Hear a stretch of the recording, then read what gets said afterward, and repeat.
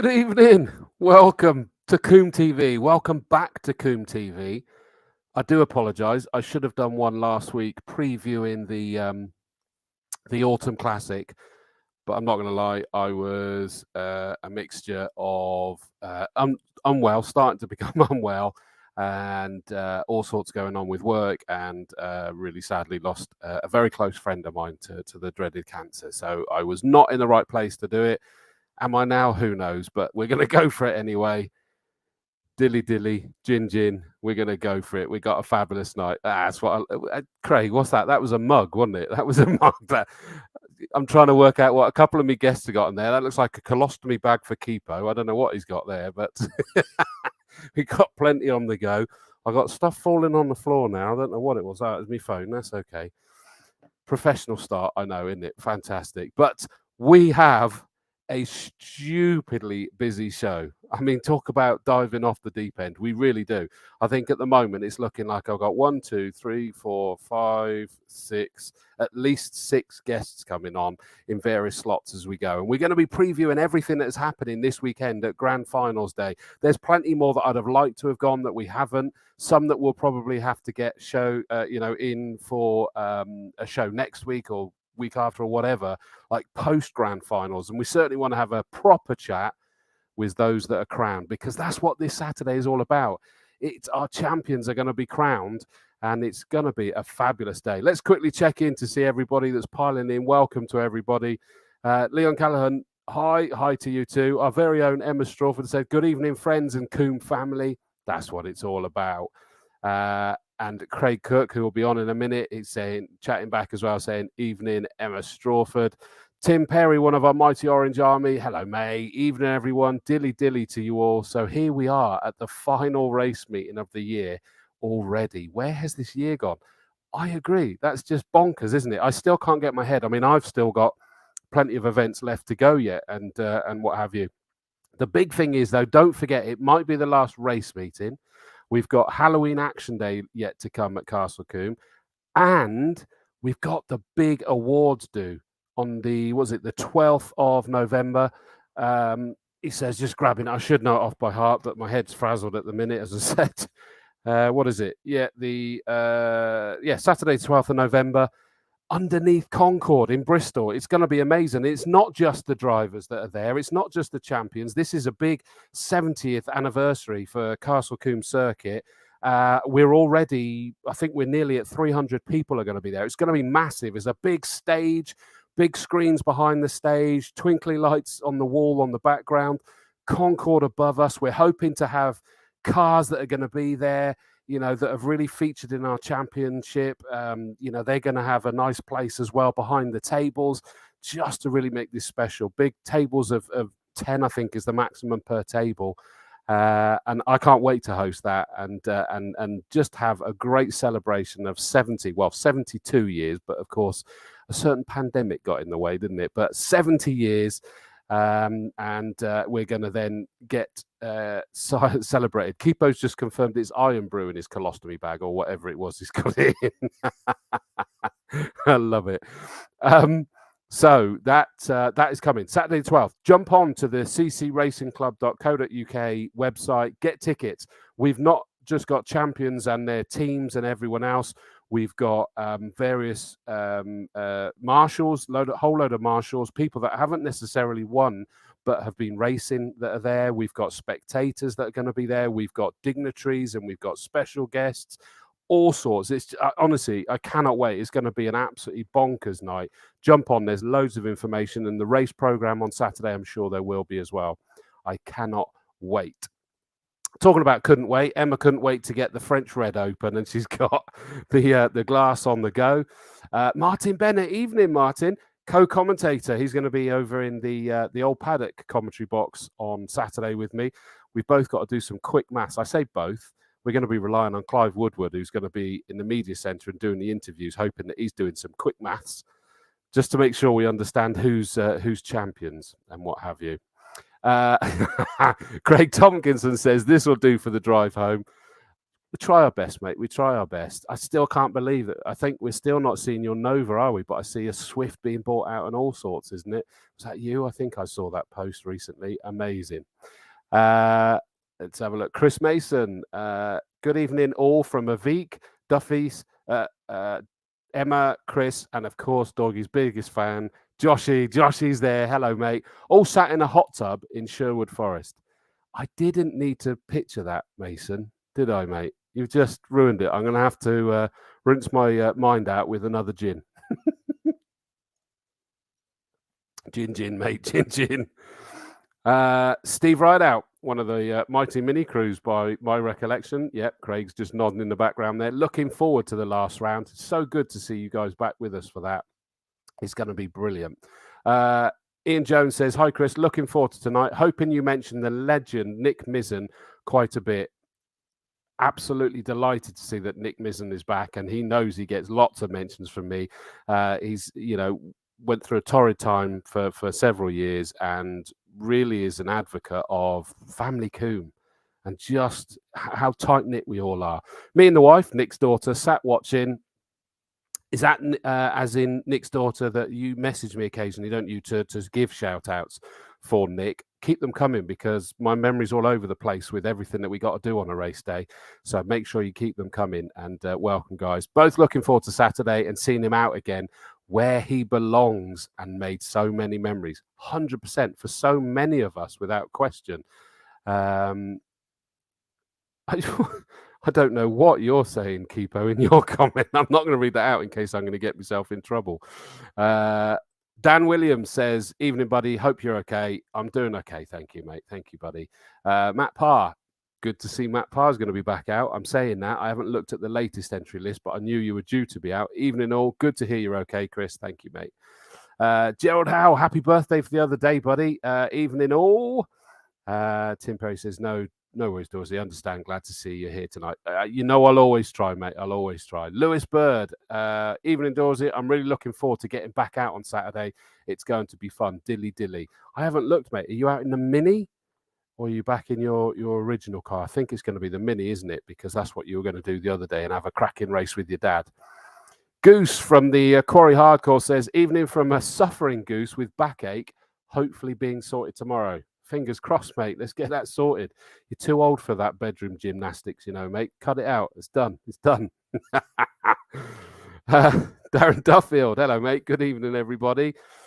Pete Spiller says, evening, Mr. Dawes, from all at Spiller Towers. We look forward to seeing you there, mate.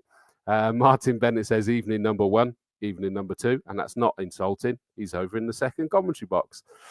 Kipo, now I can see him, but I'm going to put it up there. Evening all. You can say it in person in a little while as well. Well, I say in a little while, in an hour, mate. There's a lot of drinking of Iron Brew to go yet, mate.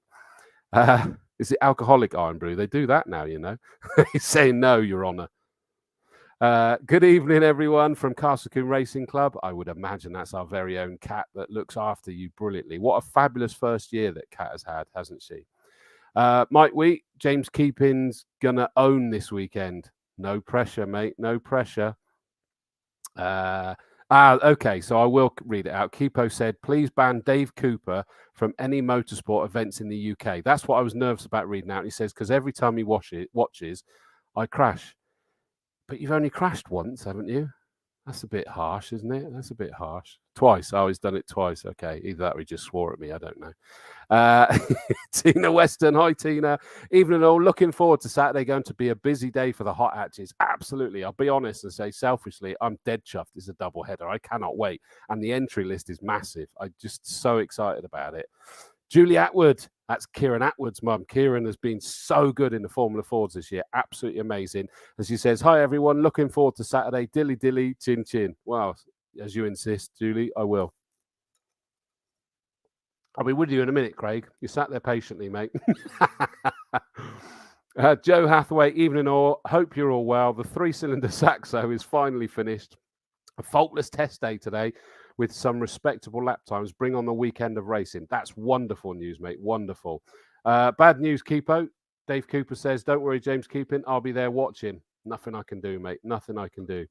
Although you're not on your own, Kipo, trying to stop him from coming. They're all trying. Graham Shepherd says, looking forward to the weekend finals. Our very own Dave Vass says, hi, Chris and everyone. So I'm going to have to miss Saturday's finals meeting. Mate, I'm sorry to hear. Suffering from sciatica. Get well soon, mate. I'm sorry to hear that, buddy. Tune into TSL, don't forget. TSL-timing.com, and you will be able to press play at the bottom of the timing screen for our event, and you'll hear the commentary on there. So that's how you do it. Alex Watson, sorry, I can't speak. Hi, Dorsey. Looking forward to Saturday. I'm working on Nigel Mustel's Volvo S60 and can't wait for Craig Dolby to blast it round again. Alex, you're not alone. I have to say, I am super excited about seeing that monster go round, driven by a rather good driver. That'll be interesting to see. Carl Auden, evening all, evening, mate. Good to see you there. Jeff Cusworth, thanks for the reply earlier, Dorsey. Much appreciated. I'll tell you what, I'm going to take that as the opportunity to say this bit very quickly. Is that, and I've got it on paper to make sure I don't forget. Thanks for your note, Jeff. I did know, but it was really handy. Is that on Saturday, I don't know whether we're going to be able to interview him on mic or not because he's up at Quarry Corner, but Martin Shoulders is retiring after 60 years of marshalling. He will be the post chief up at Post 4, which is up at Quarry on Saturday. He was that dedicated to the Orange Army that he even missed his own brother's wedding because it clashed with his calendar. I'm not sure we're painting him in a good light there, if I'm honest. But it does show the dedication. Has marshalled all over the country and started at Snetterton and Crystal Palace. Wow, I'm so gutted that I missed all the Crystal Palace racing. But Martin Shoulders, from every single one of us, racing drivers, racing fans, fellow Orange Army, spectators, everybody, we know we salute you and thank you for 60 incredible years. You're an absolute hero. Everybody knows that I see the Orange Army as absolute heroes. Sir, please enjoy your retirement and make sure you come back and watch. Enjoy it in a more relaxed environment. Hey, let's get it sorted. You can even come up and join me in the commentary box next season at some point and see it from a slightly different angle to where you're used to. But thank you and happy retirement, mate. Peter Manson says, new to Combe as a trainee rescue, made really welcome and loving the camaraderie here. 100%. Everybody says that, and it's what I fell in love with as well. It's such a wonderful place. That's why Combe TV exists. Anybody who knows, it started when lockdown 1, the very first one in March 2020 came, is Sam Preston and Tom Davis decided it would be a good idea, collared me. They've managed to get out of it now, haven't they? But I haven't. But no, it was all about bringing family Combe together, as you heard our very own Emma Strawford say right at the beginning. Family Combe. Alan Hamilton, dilly, mate. Looking forward to a great show. I hope so, mate. It's going to be a busy one that I'm already putting myself behind schedule, but I'm trying. Brian Solu, evening. Still at Combe after a good day's testing. That's the important thing, mate. A good day's testing. You're always busy with a whole load of cars. Kieran Simmons, another one of the boy band boys. Evening all. We've got to see you back in that Fez soon, mate. You got to be back out there. Mike Cotton, evening all. Sorry to be late, mate. You're welcome here at any time, and you know it. I'm just always chuffed that you joined us. Looking forward to Saturday. After holiday got in the way of Autumn Classic. Well, we did notice, Mike. We did. But welcome back and have a fabulous one. There we go. Brian Soul just corrected it. Oh, let's quickly check. Sorry, it's refreshing. Good evening, all and Chris. All and Chris. So I'm not all. Keep smiling, mate. You know me. Comedy is the best medicine. There's a few exceptions in there, I think, but it works enough for me. Dilly, I made it. Tuning in from the Aegean. Yeah, you said you weren't going to make it, Jed. Can't be with you all in the grand finals. Have a fab, safe race day. And you have a fab holiday, mate. Enjoy it. Tim Perry says, can't wait to see these people and the Mighty Mini. So happy to be seeing them for their final meeting of their championship. Absolutely. They started with us. They'll be rounding out their season with us as well. Lee Waterman, evening all. Evening, Lee. Emma Brown says, evening, everyone. Dilly. See you Saturday. Looking after the Formula Ford crew. Phil Martin, good evening all. Dom Hazel, who'll be with Emma as well. Evening all. Emma and I are just in Pizza Hut. We will be online soon to join you all. Well, I think we'll let you off, kind of. I think Craig just got upset in the background there, to be honest with you. Yeah, you're being kicked out of the show by Craig there.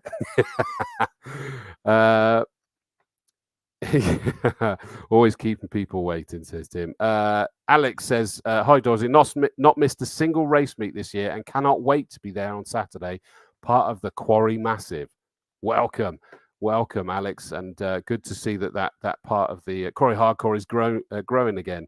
John Ford, 40. Evening, Chris. Hello, mate. See you on the weekend. I'll be back up in the commentary box this time. Matt Coyle from the Saloon Championship. Can't wait for the final in the Saloons. Welcome back to a couple of legends trying to work out who has done the most laps at Castle Combe. Let's go racing. Yeah, let's go racing instead of doing maths, mate. Come on. Emma Strawford says, you love it, Dorsey. 100%. Lisa Taylor says, good evening, Mr. Dawes. Good evening, Lisa, and I hope you're better. I didn't get to see the full details, but I saw there was a post where you're feeling pain. I think you've had a bit of an operation. Much love, and get well soon, darling. Ian Cowley says, good evening, Chris. Looking forward to back-to-back race weekends at Combe. 100%. Had a great day spectating the Autumn Classic and eagerly anticipating finals day. Minis will be the highlight for me, but looking forward to the conclusion of the home championships too. See you on Saturday. See you there, mate. See, Dom's justifying it now. I've got a new job and only just finished. Got to grab some tea somehow.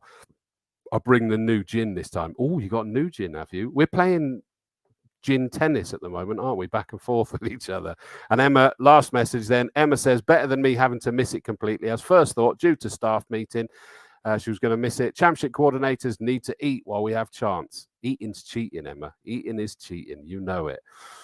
Right, without further ado, I'm going to bring him on. He started his real-life commentary career, and I was really honoured that I was the first person he got to work with, and we're about to round out his season working together again. He's really going from strength to strength. A couple of hiccups personal, but we got you, buddy. We've got your back, brother. And it's so good that we're going to see him. He's getting better and better. He's been doing the sim commentary, and he's got to go and do another one at 8 o'clock tonight, hence he's the first guest.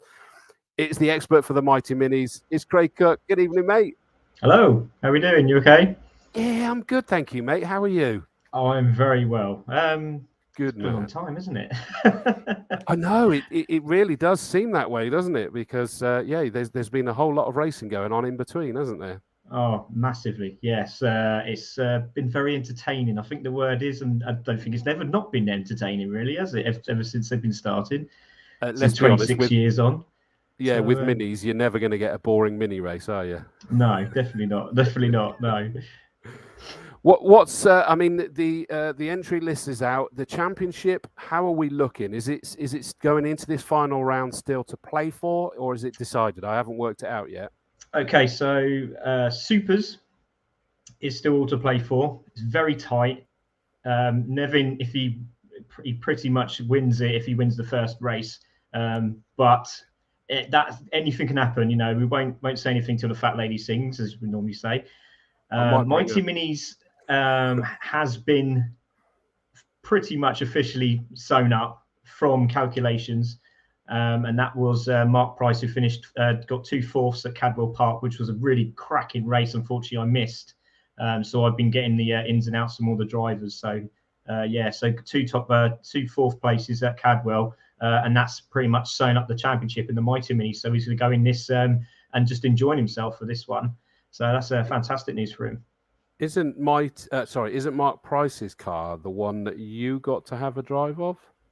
Yep.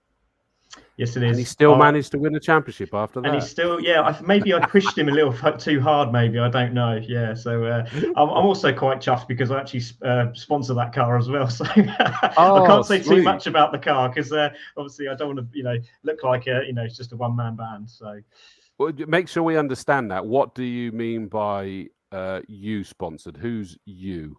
CC Sim Racing. So basically what I do is I'm an online racing series.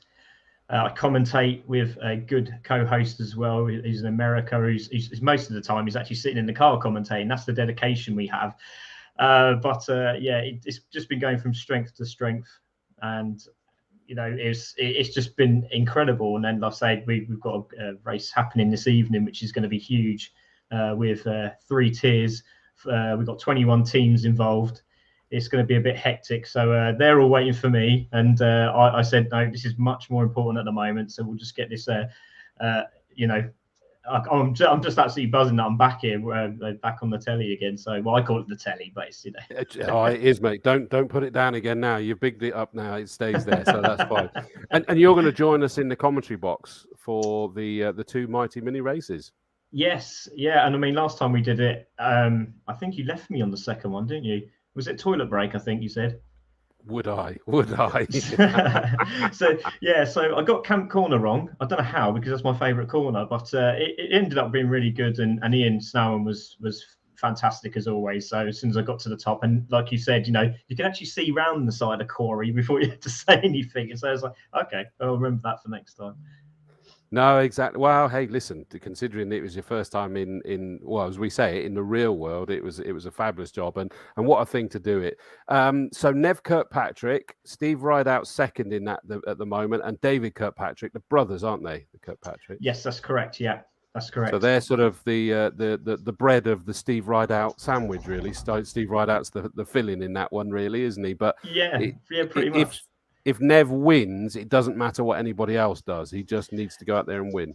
Yeah, it'll be very close. If Steve actually finishes second, then obviously there's a slight points difference, but it'd probably be something like 1 point difference. So, Nev has to not finish. So it'd be very, very difficult, not to have that happen. He's been phenomenal this series, and Steve's also been cracking. But it's quite interesting for the top 4 places, because it's Nev on 300. Steve Rideout's on 256. You got David Kirkpatrick on 246, and Stuart Coombs is not that far behind, so he could pick second on 240 points. So, and those were the same 4 that had a cracking race last time at Combe when we were there. So it's very interesting to see what happens in the next race. I don't know whether we can talk about it, but I don't know the answer to this. Is that I just saw in the write-up for the Cadwell race that sadly there was, I think the word was controversy at the end, or a disgruntlement at the end. If we can't talk about it and just say no, but what do you know what happened? I think there was a slight bit of contact coming into the final 2 corners at Cadwell, and they're going through the woods, and there was a late challenge for a position, and one of the drivers actually put their hands up and said, "Yeah, okay, I understand. Yeah, my fault." But I think it was just heated at the time. But the winner of that race, Dan Smith, he actually had bumper damage. But apparently I thought it was on. I did ask Dan. I said, "Was that done in the moment?" And he said no, that was done further back. So, yeah, it was a. From what I hear, it was a very interesting race. I haven't got the footage, which is a real shame. But I was watching the in-car footage from Mark Price's car, and I also watched it from Mark Ditchburn's car, and from the Supers, and it was fantastic. It's so narrow, that track. I mean, I've been there once years ago with the Alfa Romeos when I used to work for Alpha Tech Racing, and that's donkeys years ago.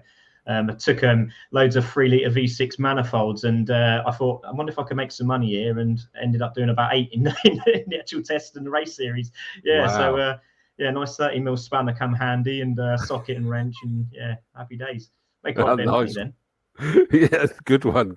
Not many people get to do that in motorsport, to be fair, but well done. Okay, so said that maybe. No, yeah, exactly. But so for the uninitiated amongst us, is that there's 2 classes. You've got the Mighty Minis, you've got the Super Mighty Minis. The Supers are obviously the more powerful of the 2. Officially, they're classed as Class B, aren't they? But that's correct. Yeah, the more powerful of them. Yeah, 1293 engine. Yeah. Yeah, exactly.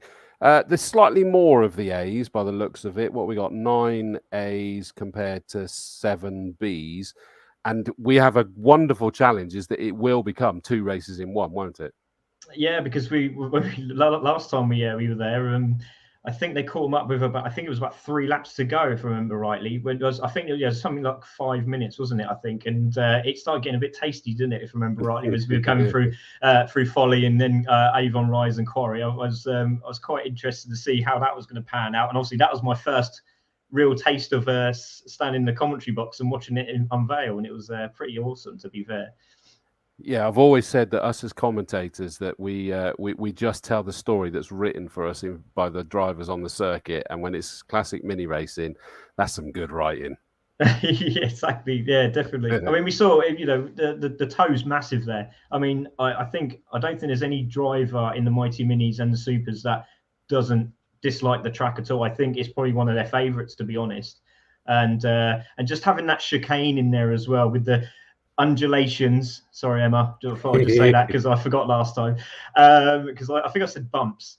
And I think Matt said that as well from TCR. So that was we had a little joke afterwards about that. Exactly. But it's a fantastic track. It's really quick. Like I said, the toe's going to be a massive, a massive difference for the guys.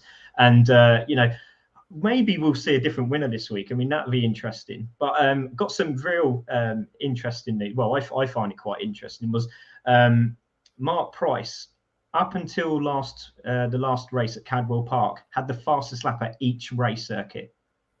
So this one, I'm pretty sure he's going to try and do the same again. But I think he's got a bit more, a bit of a the series itself. I think the races involved in the Mighty Minis. I think there's quite a, what's the word I'm looking for? It's going to be very interesting. There's so much quality there. So we'll see how that all pans out, definitely, with especially Mr. Sam Slater, who was absolutely phenomenal. I see a gin going on there as well. The current Mrs. Dawes has just bought me a refill before I need a refill. You better down that one then. Wow, exactly. Crikey. Thank you, current Mrs. Dawes. Yes, a lot better than my cup of tea. Sorry, I didn't mean that. Yeah, no, don't say that. Don't let me get you in trouble, mate. Crikey, you're good enough at that yourself. Don't you worry about that. Well, John Creech, just quickly wrapping this one up then. John Creech says, looking forward to the Mighty Minis racing on Saturday for their finale. Special mention to Roger, Bob, Derek and Craig for all their hard work behind the scenes to help make the championship what it is. And totally agree with that one. And someone else was saying that they can't wait to watch the minis, and understandably it's going to be so much fun, so much enjoyment from the classic minis. They are the second qualifying session, and they are race 2 and I can't see the straight line. 9. Yeah, 2 and 9 out of the 12 races. So yeah, that's where we're sat there. Great entertainment. Race 3, not 2, because they're the second race after lunch. There's actually one race before lunch tomorrow on Saturday. So yeah, they're race 3 and 9 out of the 12. So yeah. Well, listen, Craig, thank you so much for joining us, mate. Much appreciated. You've got a sim race to go and cover. By the way, have you seen the video online? I've got to share it where it looks like Combe has been remapped for Assetto Corsa, and it looks incredible. Has it really? Oh, yeah. That's well. We're on Gran Turismo Sport at the moment, so we're looking to do more British tracks. So, and obviously with the way it is as it stands, there's only Brands Hatch available on Goodwood. So, if we do transfer over to ACC, then that'll probably be a definite. It's amazing. Sure. I'll tell you the way to find it, and I will share it myself as well. But if you go to the Bristol Motor Club Facebook page, they've shared it as a guy that suddenly he's American, and he's talking about this relatively unknown circuit and Castle Combe, I think he calls it. But it's the Americans, isn't it? It's the Americans for you. But he says it's a great test circuit for these supercars, and he's got 4 supercars that he's testing on it. And honestly, to everything, the commentary boxes, the Marshall huts, everything is there. It's just incredible what they've done there, because their first attempt I saw was not brilliant a couple of years ago. This one seems to be absolutely bob on. So have a look at that, people. It's really good. Yeah, for sure. That sounds like that's going to be really interesting. Oh, can I just mention though quickly, please, my friend, is that the David George Trophy as well? Forgot to mention that we were quite honoured to be having that as our trophy, and obviously we know about David George and his commentary has been legendary. But it's just great because James Jenkins rookie series, he's leading the championship at the moment, and it's very, very tight between himself, Ahmed Sharabani, who's 4th in the championship, in the Mighty Mini Championship. James Jenkins actually 3rd in the championship. So that's pretty impressive because he could have a top 3 finish and win the rookie award for the get the David George Trophy. But also Sam Slater's been flying the last few race series events we've had. One specifically, Pembrey, he was absolutely astonishing. So just a shame he broke down on the last lap, literally broke down on the last corner, which is a bit unfair for him. But that's he's on 148 points, so he still could potentially grab the rookie championship, the David George Trophy. So there's a lot going on. There's a lot going on. Well, Ahmed's not on the entry list at the moment, so he's not. There's not a lot going on then. There's not but on that's a second place one, but he's not. But the other two are. So you got to help me keep an eye on that during the race. I will do, my friend. Craig, go and do your Sims comms, mate. Much appreciated for taking time out to join us and preview the Mighty Minis. We'll see you on Saturday. Yeah, take care. Follow everyone. Take care, everyone. Thank you. Cheers, buddy. Take it steady. So thank you very much there to Craig. And you heard him mention Brands Hatch. Now, this is a guy that, for me, is absolutely synonymous with Brands Hatch. I know he'll probably be telling me off for that because he's raced other places. He's got trophies from plenty of other places as well. And I class him as a friend because we bump into each other a lot and we get to talk about things, and he updates me via email. Crikey, where he lives by Brands Hatch, he sends me abuse because he can hear me in his back garden. That's how close he is. He's just an absolute legend. I've got to get him to qualify what the latest is in terms of his trophy count because it is bonkers. It really is. He's the main man, though, with regards to this next series that we're going to have a look at, and that's the CMMC. Oh, nearly knocked my next gin over.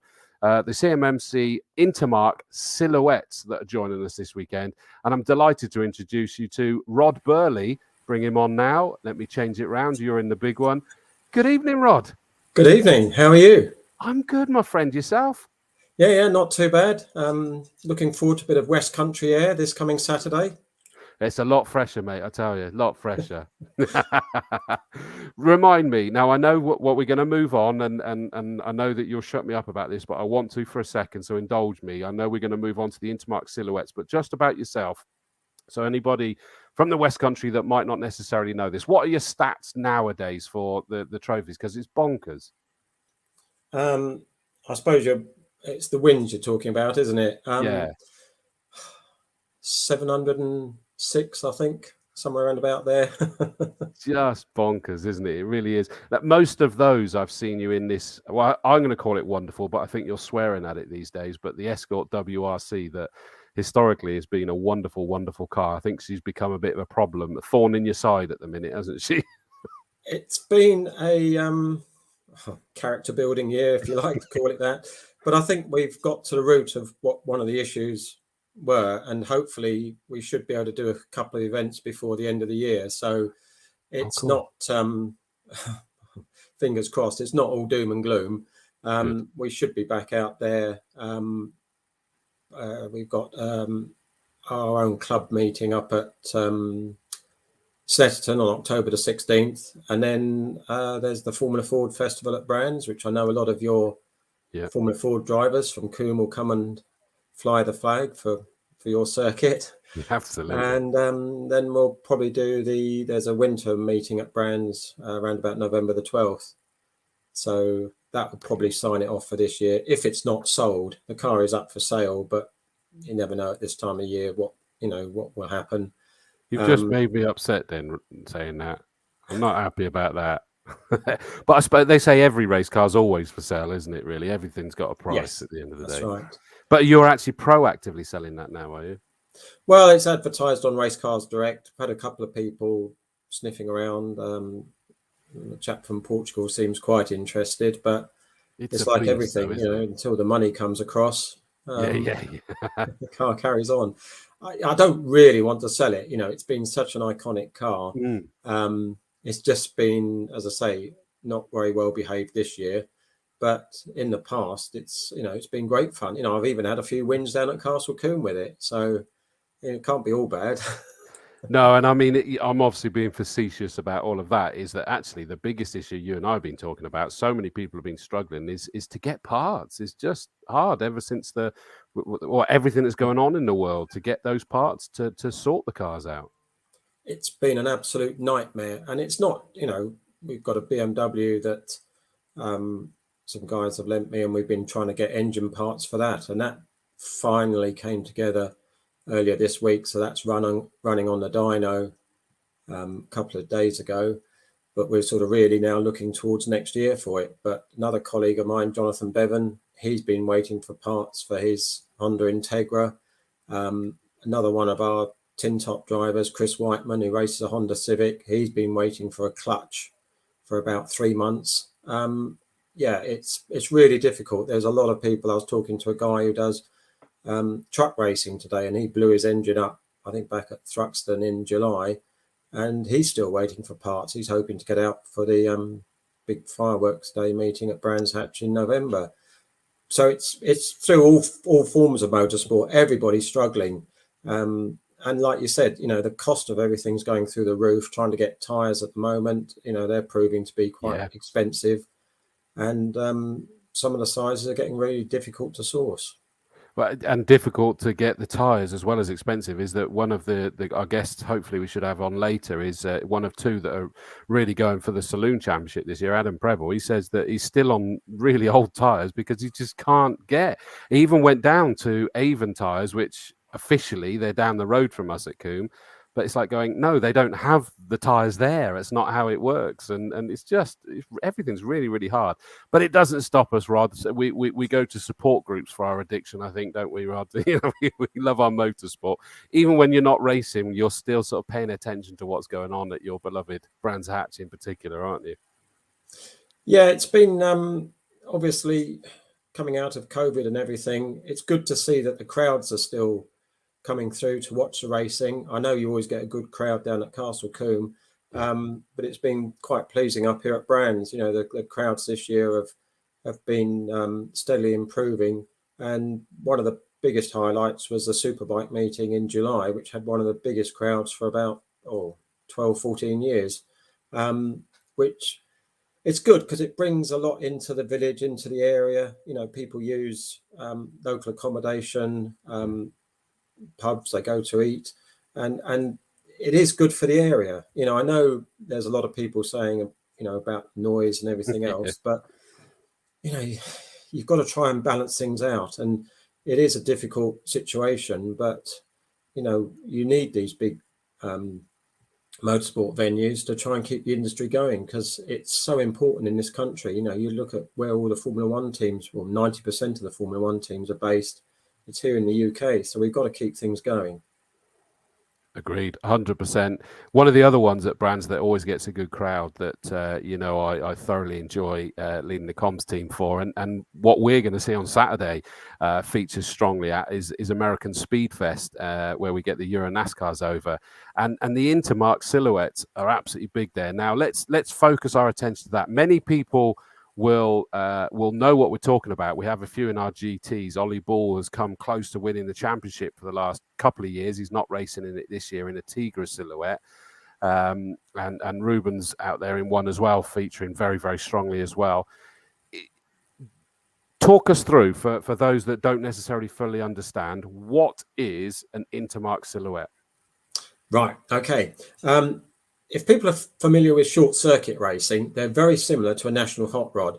Basically, it's a tube frame chassis, and you can there's a sort of about 12 different body shapes that are approved that can go onto this tube frame chassis. So you can have, like you said, a Vauxhall Tigra, Peugeot, Mercedes SLK, Ginetta G40, VW Corrado, and, I mustn't forget Mr. Cheese, Philip Young. Is probably going to be the closest driver to Castle Combe. He now lives in Gloucester. He used to live down in Sussex, but he's got a Mitsubishi Colt.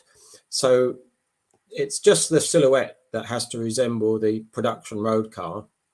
Two types of engines are allowed: the Vauxhall Red Top, which has been around for many, many years, and the Ford Duratec.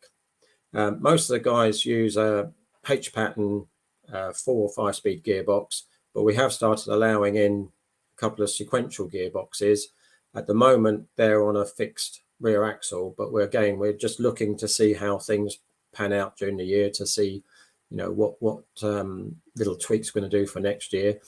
They all run on the same tyres, and they're the Avon tyre, so they're just down the road from you. Waltham Services, James, he does a terrific job, but they are limited to the number that they can use. The slick tyres, it depends. This coming weekend, they're only allowed one new tyre. So tyre management, as in not one set, one new tyre. One new tyre, yes. So tyre management does come into it. They do obviously move them around on the car because they're the same size wheels, front and rear. They also use an Avon wet tyre. They can use as many wet tyres as they like.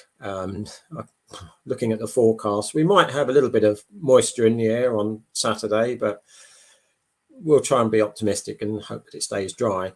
So the racing is very close. The cars are very quick because they only weigh, with the driver, roughly 860 kilos, and they're producing in excess of 270 brake horsepower.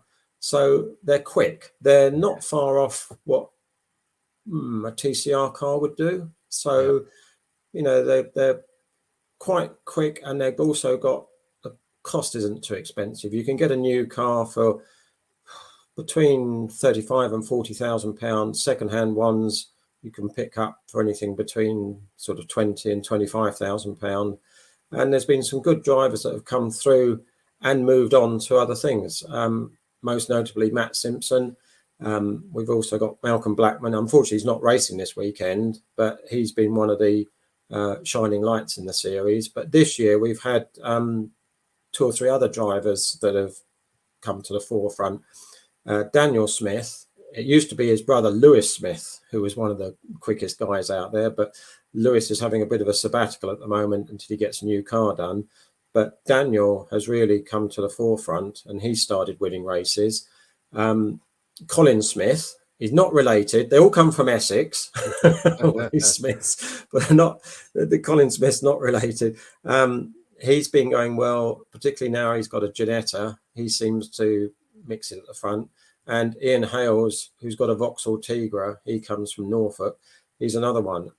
We also mustn't discount that we've got a senior class. These are for drivers age 55 or over. And so that's I/S, isn't it? That's those Intermarque seniors. Cool. And that's proved very popular, and it gives the older senior drivers something to aim for to get a trophy. But a few of them also get up onto the top 3. Paul Knight is probably one of the quickest ones out there. Mick Robertson, these two are sort of vying, for the series trophy at the end of the year. And then you've got people like John Stewart, who was a world hot rod champion over 30 years ago, and he's well into his 70s now, but he really enjoys his racing. He just said, I've got a new lease of life. I've got fellow drivers I can race against, have a bit of fun. And really, that's what it's all about. It's enabling drivers to go out there and have a bit of fun. The cars are quick, they're spectacular. And for the second race, we have a semi-reverse grid. So there's always going to be plenty of overtaking. Oh, yeah, I forgot about that. Just say Kelly Dan says, you go Intermarque, see you Saturday, good luck. So the support's coming in. We might drag you in for the grid draw, Chris. I know you always like to put your hand in a bag where there's a load of balls.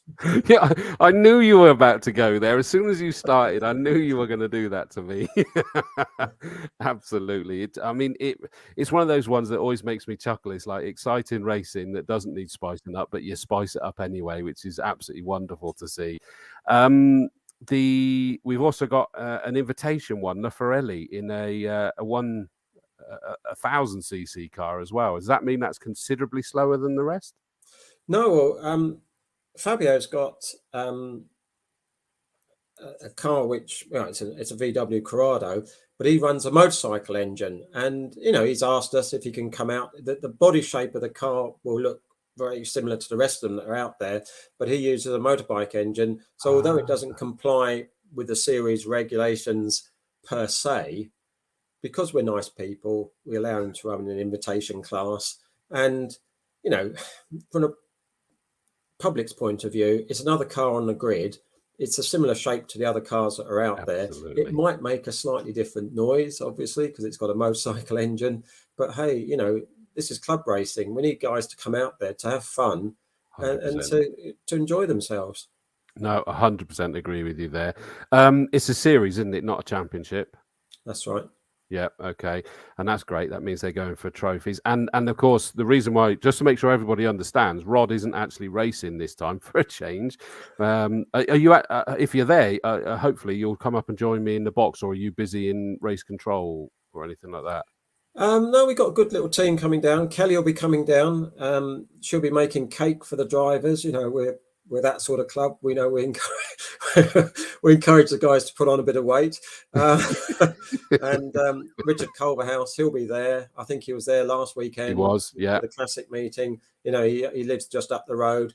And we've got David Bryce who'll be doing the race clerking. So we bring our own little team along. Everybody's got little bits of work to do, but no, I'm sure I'll be able to come up and see you and bring you up a cup of tea or coffee or something. Or either that, if you're free during the race, we'll throw a headset on you and you can join me on the comms for the races, for those 2 races, because it is 2, isn't it? Yeah, your race number 5 and race number 12 rounding out. What a way to round out the action as well, is that's a good one. It'll keep the crowd there, because I've always thought that what I love about the Intermarque Silhouettes, they're so quick because they're so light, but they are unique in the way that they corner and everything. It's like they're like on a pivot, aren't they? They're just incredible. Bit like go-karts in a way, yeah, with bodywork on, but their cornering speed is phenomenal. That's where they get the lap times from, because they have, you know, quite a large rear wing. They have a front splitter, so they've got a fair bit of aero.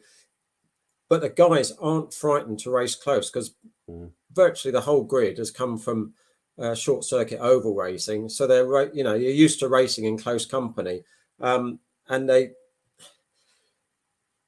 Yes, occasionally little incidents happen, but they try to give one another room and to have a bit of respect. You know, we've got, obviously, this weekend, we've got a few of guys from the West Country, so they're going to want to fly the flag. People like Mark Sear and Ruben, who have got probably more circuit knowledge than the other guys, because it's been a long time since the Intermarque have been to Castle Combe. But it was one circuit that we thought is a good addition to the calendar. It's a fast track. But with the sort of racing that they produce, they should put on a really good show, and I'm hoping that your people will enjoy it as part of, you know, the finals meeting that you've got lined up for this weekend. I cannot wait. I genuinely cannot wait. And final word then is just to say, where I was saying is that Rod isn't racing, but you're heavily involved in the CMMC it is that's putting this on, which is the Classic and Modern Motorsport Club, which is 3 years old now. I've lost track now. Yeah, nearly 4 years old, actually. Is it really? Which still doesn't seem possible. How time flies. You know, we've got our Super Saloon series as well, and we've also got a series for Tin Tops. We've got one of our guys who does race with us regularly. I think he also races with you quite a lot. That's Alex Baldwin, and I'm sure that he'll be down racing with you this weekend. So, you know, we try to do a bit of encouraging our guys to come down to your track, and a few of your guys come up to Brands. It's always nice to see them up there. You know, we see Gary Preble occasionally and have a good chin wag with him, and Kevin Bird as well. You know, and you call him Charles Hyde Andrews Bird. Chab, yeah, Chab for short, yeah. Yes, yeah. They're all good people. You know, we all get on well together, and it's nice to see, you know, people travelling around to different circuits. It's part of what makes club racing. You know, we've got to make the best of what we've got at the moment, because God Almighty, I don't know what things are going to be like with what's going on with the government and the cost of living and everything. But like you said earlier, we'll always find a way to come out and do some racing. It might not be as much as we all hope to do, but I'm certain that, you know, we'll get people back on the grid next year, and it'll be a good season, and hopefully it'll carry on. Especially as we're one big family, aren't we, Rod? And that's why I opened up with saying you and I get to, you know, to set the world to right many times in the season, don't we? And I'd feel like we've missed something in the season if we didn't catch up. So listen, Rod, thank you so much for coming on. I appreciate it. Thank you for bringing the Intermarque Silhouettes over. We can't wait to see them, and I'll see you personally whether you can join us in the box during the races or whether we talk off mic, whatever. Have a safe trip to everybody, and we look forward to seeing everybody there. Yep, looking forward to the weekend. And I think, although we've only got 15 going, I think they're going to put on some damn good racing. So I'm looking forward to it. Yeah, thanks for 100%. Your help. Thanks, buddy. You take it steady. So thank you to Rod Burley. Incidentally, while you can still see in the background, people picked up on the cake. Sav, hello, mate. We all love cake. Pete Spiller, one of the racing dads, said, cake, where do I sign up? And commentator too, did somebody say cake? So there you go, Rod. They were all loving that one, mate, straight away. As much for the people that are in my green room behind, I'm just going to make sure I update everybody. Next up, we've got a special guest in Jonathan Wills that's going to be coming on, because we've got a wicked car that is joining the saloons. For people that have watched for a long time, they're going to recognize this car, and it's so good that we're going to see it out. After that, we've then got Will Cox is going to join, and we're going to talk about the one of the other visiting series. No, it's a mini championship in itself. The Monopostos, they finished their main season, but they've got the Tiedman Trophy that's coming in. So Will Cox will be after that. I can see you there, Will. Greetings, mate. But bear with me. And then after that, we're going to look at our Saloon Car Championship in its main, where we've got the two main rivals. There's one or two others that could be there. Oh, and I'm pleased to see that Kipo's on the gin now. Bit of Whitley Neal, good man. And we're going to get Kipo, and I believe Adam Prey will be able to join us. He's not on camera at the minute, but that's fine. Oh, he is there. Hello, mate. He's in the back room. What drink you got on the go, mate? Or is it a protein shake?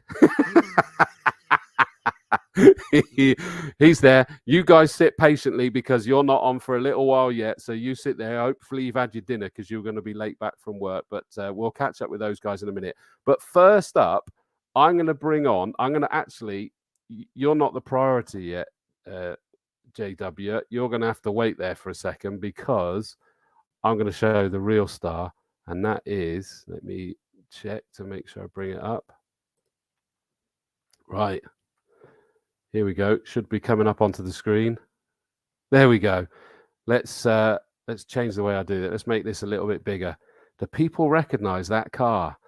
This car has raced for many, many years, or it's had a big break. It's had a big break, and we're going to talk about that in a minute. But this car was a crowd favorite because it was an underdog, an MG Maestro. Turbo, yes, but it struggled against the likes of the Peugeot 205 GTIs and what have you. The car is the start. Now, sadly, it was involved in a big incident. We were just discussing it earlier. 2009, the big start line incident, put it out, didn't come back for ages. It's about to come back. Obviously, I'm joking. Let's really get the star up, the person that's made this possible. And it is Jonathan. Let me switch it up, because we're going to put you. Can I do it? Let me just check. I need to get, bear with me, mate. Switch you back up. It's Jonathan Wills. Hello, mate. You all right? Hi there. Thanks for having me on. Hi, Chris. Yeah, you probably didn't take any offence at me saying the car was the star then, because I know you're absolutely right. People don't remember me, but they remember the car. Yeah. Let's be honest, even you're obsessed with that car as well, with the amount of work you've put in. Yeah. There's quite a story, a family story behind the car as well, which is even more bizarre, really. How it came to be, why it was built, how it was built, and it actually led to a few careers that actually happened because of it. So, and it was had a start line shunt, unfortunate, just a racing accident in 2009, and the thing was absolutely destroyed. To be honest, it cracked the gearbox casing, blocked everything, and we already busted our finances on credit cards and that, so we weren't able to afford to put it back on the track. So I thought I'd better go and earn some money. And then after about 10 years of earning money, I thought, this is rubbish. We need to go and back racing again. So so this is where we are today. So, I've got to ask the question: does that mean that you still had it tucked away, or have you gone and found it again? So it got in where we operate a business that we created, it lived in one of the sheds in an open Dutch barn, just really rusting away. We stripped it of. It was a very advanced car back in the day. I mean, it in 05 had 4 wheel speed sensors, suspension damper sensors. The amount of electronics with the help of a company called GWR Motorsport, Steve Hurst, who's an absolute legend in electronics and race cars. It was a bit of a supercomputer, actually. And so we stripped it of all those bits, put them in boxes, put them away, and sort of gave it up as a bad job, I suppose. But a couple of years ago, it's just like, it was interesting. I was at Brands Hatch. It was interesting talking to Rob Burley. We were at Brands Hatch, and some people came over and spoke to us about 7 or 8 years after, and they said, "Oh, were you used to race a Maestro at Combe?" I said, "Yeah, we remember that. We remember you overtaking Keith Murray. We loved that." They said, "Oh, we'd have some of that," and they were still reminiscing about it. And my brother and me were smiling to ourselves. It's like people still talk about it because of it's the underdog, because it's not typically what you'd expect to see out there fighting with some pretty fearsome machinery. But it took us a long time to develop it, to get the power out of it, to get it reliable, because I think we're one of only 1 or 2 that were ever raised. And certainly the development that was done to it. But there's quite a lot of back history, like I say, my brother, who's helped me tremendously from his school age. And because we were struggling to get the car to go quick, because no one was really interested, because it was a Maestro, he did very well at his A-level maths, and then went to Oxford Brookes University to do motorsport engineering. And then we had the help, while he was at Oxford Brookes University, we were utilising people at university to help us develop the car, people such as Jeff Gard, who's a senior design engineer from Cosworth. My brother subsequently did very well at university, ended up at McLaren, working on the F1 cars and the McLaren Senna and the P1. Wow. So this car, because we wanted to make it do well, because we wanted it, to succeed, because there were people that were initially, when we started racing it, it was derided. Some people would, what are you doing that for? Get a Cosworth, It made us more determined to make it quick, to prove them wrong. Boy, yeah. I mean, we did sink everything we had into it, and but it's fun. Racing at Combe's always been a joy. We went to Brands a few times. We had legendary Rob Burley on before. Brands is a great circuit. Hopefully, we'll be able to go there next year, maybe. So, yeah. Well, I mean, it's being shown already is that, like, Tim Perry, one of our Orange Army, says a nice Maestro. Goose, one of the Quarry Hardcore, says was pretty quick too, from what I remember. Lewis Bird, one of our Hot Hatch racers, says, "I love that MG back in the day. Sat on the bank at Quarry Corner. Good luck on Saturday." And that's the point. That's what you're still feeling yourself, isn't it? And why you've done it. And Tim, again, he's just saying, can't wait to see it out there, which is why I said I wanted you on this show. Is that's the kind of thing, is that Combe is like that, isn't it? We connect with the cars, with the people, and one of the jokes that I always make is that I try to bring the soap operas to life behind the scenes, and if there isn't one, I'll create it. It's but that's what Combe's all about, isn't it? Absolutely. It is fun. Yeah. It's a fantastic atmosphere. It's friendly, but also I think there's some fearsome machinery at Combe, proper quick nationally, considering. I mean, we know how quick Rebels cars are, and the cars just behind them. I mean, they're well-developed machines, and all the competitors out there put their heart and soul. They'll be working on their cars now. They'll be busting their credit cards. They'll be telling their wife that they're at work when they're probably working on the cars. So, and again, the support you have from the crowd, and obviously from the marshals, are fantastic. A number of times they dragged me out the barriers. Thanks you, Chris. They're great. And I got to mention, I first went to Combe in the mid-90s, and there was a tremendous, talented gentleman called Terry Sanger, and he was a huge help and guidance from day one. He was a hugely experienced racer from the 60s, 70s. People, he's synonymous with him. But I have to mention him because he jumped in the car and drove it for me and told me what he thought of it when we first built it, and also with the racing and the track lines and stuff. So obviously we sadly lost Terry a few years ago, but it's many stories woven in with that car and with us working with it for quite some years now. Since about 98, I think we've been racing it. I was just trying to, it actually just caused me a problem just trying to do a search on another search tab there. But the thing is that Terry Sanger, I'm sure that we've got a book that's been put together with Ken Davis, our chairman. I'm sure is that Terry Sanger that he's done a book, because he's quite a character, wasn't he? Yeah, and I think it was he would do a lot of after dinner speeches. Yes. And he would, I think, he would say, and I'll tell you another one, which is another yarn. He was, yeah, you know, so experienced. I'm sure. I haven't read that yet. I haven't read it yet, but I hear that it's really, really funny as well as insightful, and I wouldn't be surprised if that may well be in the Castle Combe shop, just behind the pit lane there, under our commentary box and everything. But yeah, I can understand that he's an absolute legend. Stuart Tinker Taylor, one of our camp softcore dudes, says looking forward to seeing the Mad Maestro flying around Combe again. And that's the point, and that's what I want you to also make sure that you feel that. I know that you suspected that was going to be the case, and it is that we cannot wait. And I have to tell you that in the private chat, Kipo, saloon car champion of 2021, and he's in with a shout to win it again this year. He says, I can't wait to share the track with this. One more for the Combe MG family, because, of course, he's out there in an MG himself. Not a Maestro, but it's an MG. He is, yeah. He's very well prepared, very slick operation there. So I'm sure he'll do very well on Saturday.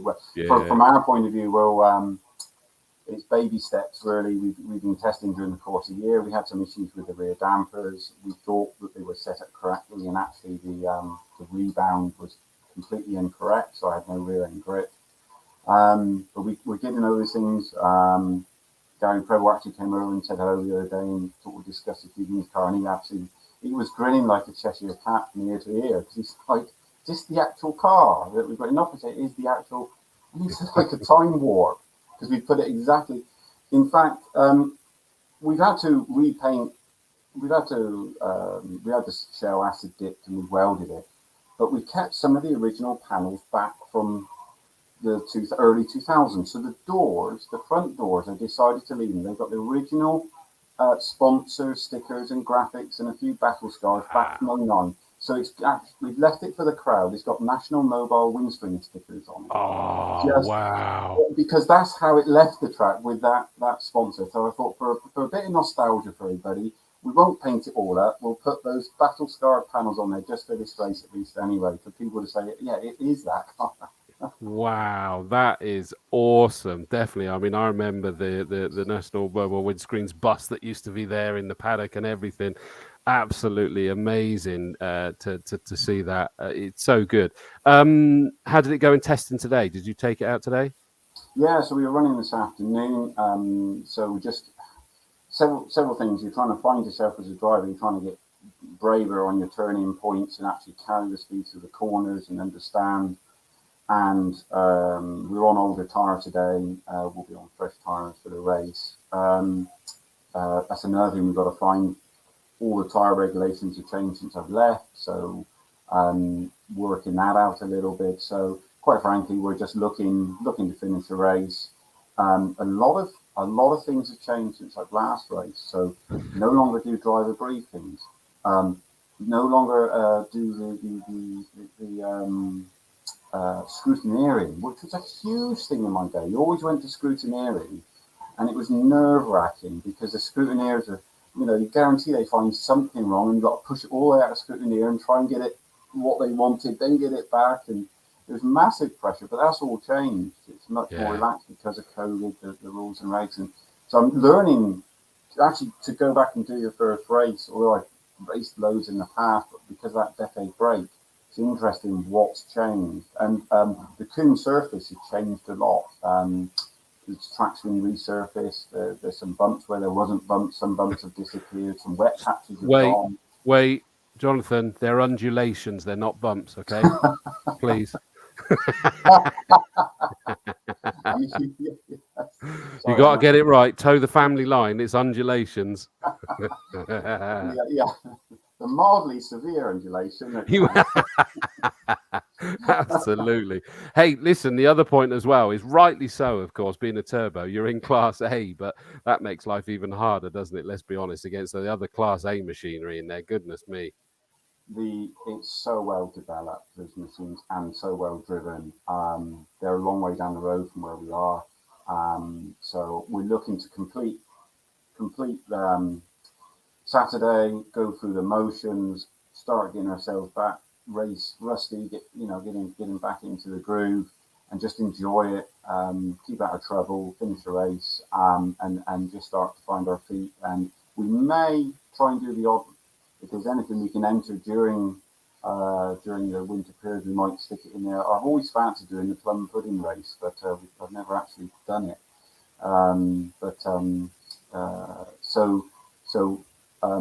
We've managed to get into the last race for this season, but we want to continue developing the machine and developing myself during the course of the winter.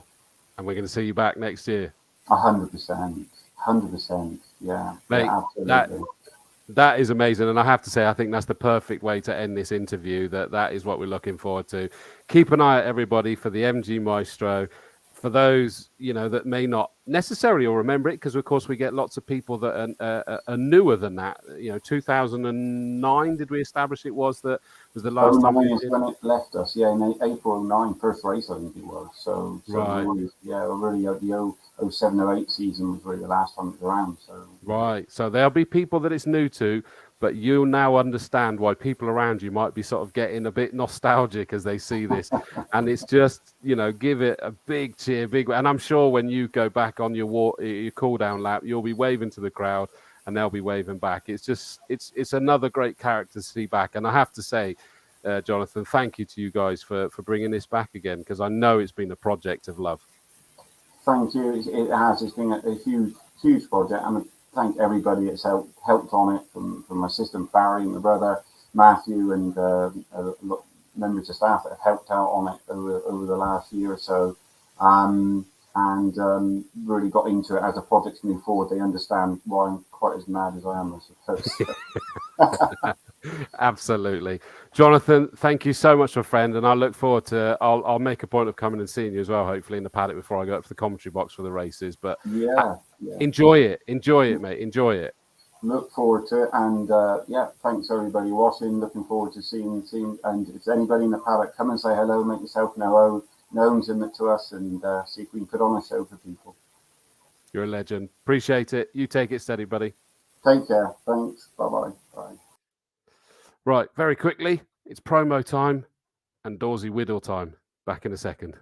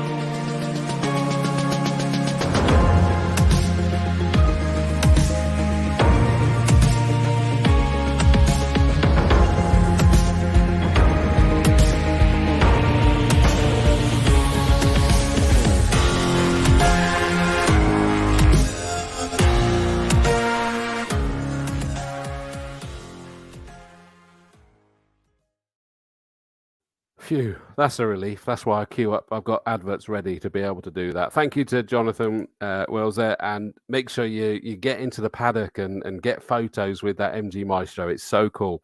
Quickly before we move on to our next guest, another big announcement, and hopefully we'll get a chance to get him onto the show at some point. Castle Combe Circuit has been joined by a new general manager, Piero Stobbia. I met him for the first time last Saturday at the Autumn Classic. Wicked guy with some really exciting ideas, and he's part of a bigger vision for the circuit. Someone that can help lead and manage the day-to-day operations, take the circuit to the next level. This is what the owners are saying themselves, and ongoing success in the future. And we've managed to poach him from Gloucestershire County Cricket Club as well. And he's joined, he was their operations director there as well, I hasten to add. And he's joined as general manager here. So welcome to Piero. He's going to draw me over the coals, I'm sure, about this show and all sorts of things. But it's great to see that you know, so many of us are just cut us in half. We bleed Castle Combe. This guy's got some great visions of where we can go and how we can take this circuit forward, which I know means an awful lot to so many of us. Right. Huge thank you to those of you in the green room for the patience. We got coming up next, we're going to look at the Monopostos. After that, we've then got two main rivals for the Saloon Car Championship. But first of all, it's one of our local racing drivers in reality. This is why he was perfect to come on. He's always really helpful because I've covered the Monopostos loads of times this year. I always do, and I thoroughly enjoy them. And this guy he's going to have to remind me from exactly where, but I know that he's not far from this circuit, and I'm going to bring him on now. It's Will Cox. Let me change which camera's there. Evening, Chris. Will. You all right, mate? Yeah, I'm all right. How are you? I'm good. Thank you for your patience, mate. I appreciate it. No problem. No problem. Remind us, where are you? Stroud. I knew it. See, I was right. I was there, and I was there thinking Stroud, but I looked at the entry list, and they've not got the locations, and I questioned which I should never do, but I did. So it's a local race for you.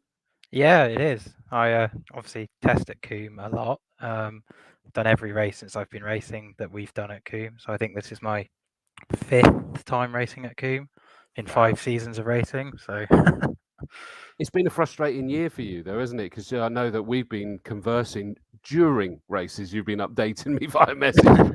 That's not what we want from a racing driver, really, is it?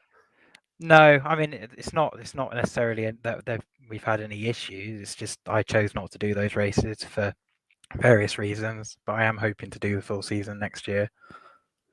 Good man, So, good man. Yeah. And you are out this weekend. You're in a Rolt RT3. Yes, it's Jim Blockley's RT3. Okay. And then if anybody doesn't know, what does that mean? So Jim Blockley is a very successful, well-known driver within Monoposto. He's won like 6 or 7 championships in that car. Okay. It used to have the classic class lap record until a few years ago when a car came in that was even sort of newer for the class and sort of took it away, but not very long. But obviously, it's like a 1984 car, so quite old, but very fun. That's the sad thing is that, 1984 classic, really? Yep. It is. David Cox, who's he? My dad. So Dad and I are racing against each other for the first time. For the first time? Yeah, in the same class, because normally I'm racing in the Mono 1600 class in my Formula Vauxhall Junior. So Dad and I have been in the same race, but not in the same class. So got you. Yep. Who's going to win? Oh, we'll find out on Saturday. I look forward to that. Just to make sure everybody's aware, is that the main championship season has completed now, hasn't it? Yeah, that finished at Donington Park 2 weeks ago. Okay, but every year we have the Monoposto, the Reprise IT. Is it Tiedman or Tiedman? I think it's Tiedman. Sorry, Tiedman. Actually, I wrote that down wrong. I forgot that E. Tiedman. I always worry that I get that wrong. And it is sort of like, it's almost like a winter series, isn't it, to some extent? It's not a winter, but that's the concept, isn't it? That's the concept of it. So it's essentially having a little it came about because we used to have some non-championship races at the end of the season. And then I think it was in 2013, Frank Tiedemann, who was the founder of the Monoposto Racing Club, he died. And so the club decided to name a little championship in his honor. And we kind of, instead of having these 3 non-championship races at the end of the year, made it into a little mini championship. And it's sort of been, well, this is the 9th year that it's run. So yeah, and I mean we're the opening 2 rounds for that, and then you move on to Snetterton next weekend. Ironically, that means I shall see you there as well, mate, because I'm on the mic for that, because that's GT Cup climax and things like that. So I'm on the comms for that, so I shall see you there. And then 5th of November at Silverstone. So that's the Walter Hayes weekend, is it not? Yeah, so we're supporting the Walter Hayes this year. We also did last year as well, actually. Fabulous, because we know that gets a good crowd, doesn't it, as well? Oh, wow. Okay, so it's 2 races at each. Yes. I'm not going to lie, it's not a typically Monoposto-sized grid this Saturday. No, sadly not. Only because I can't hide it. I can't.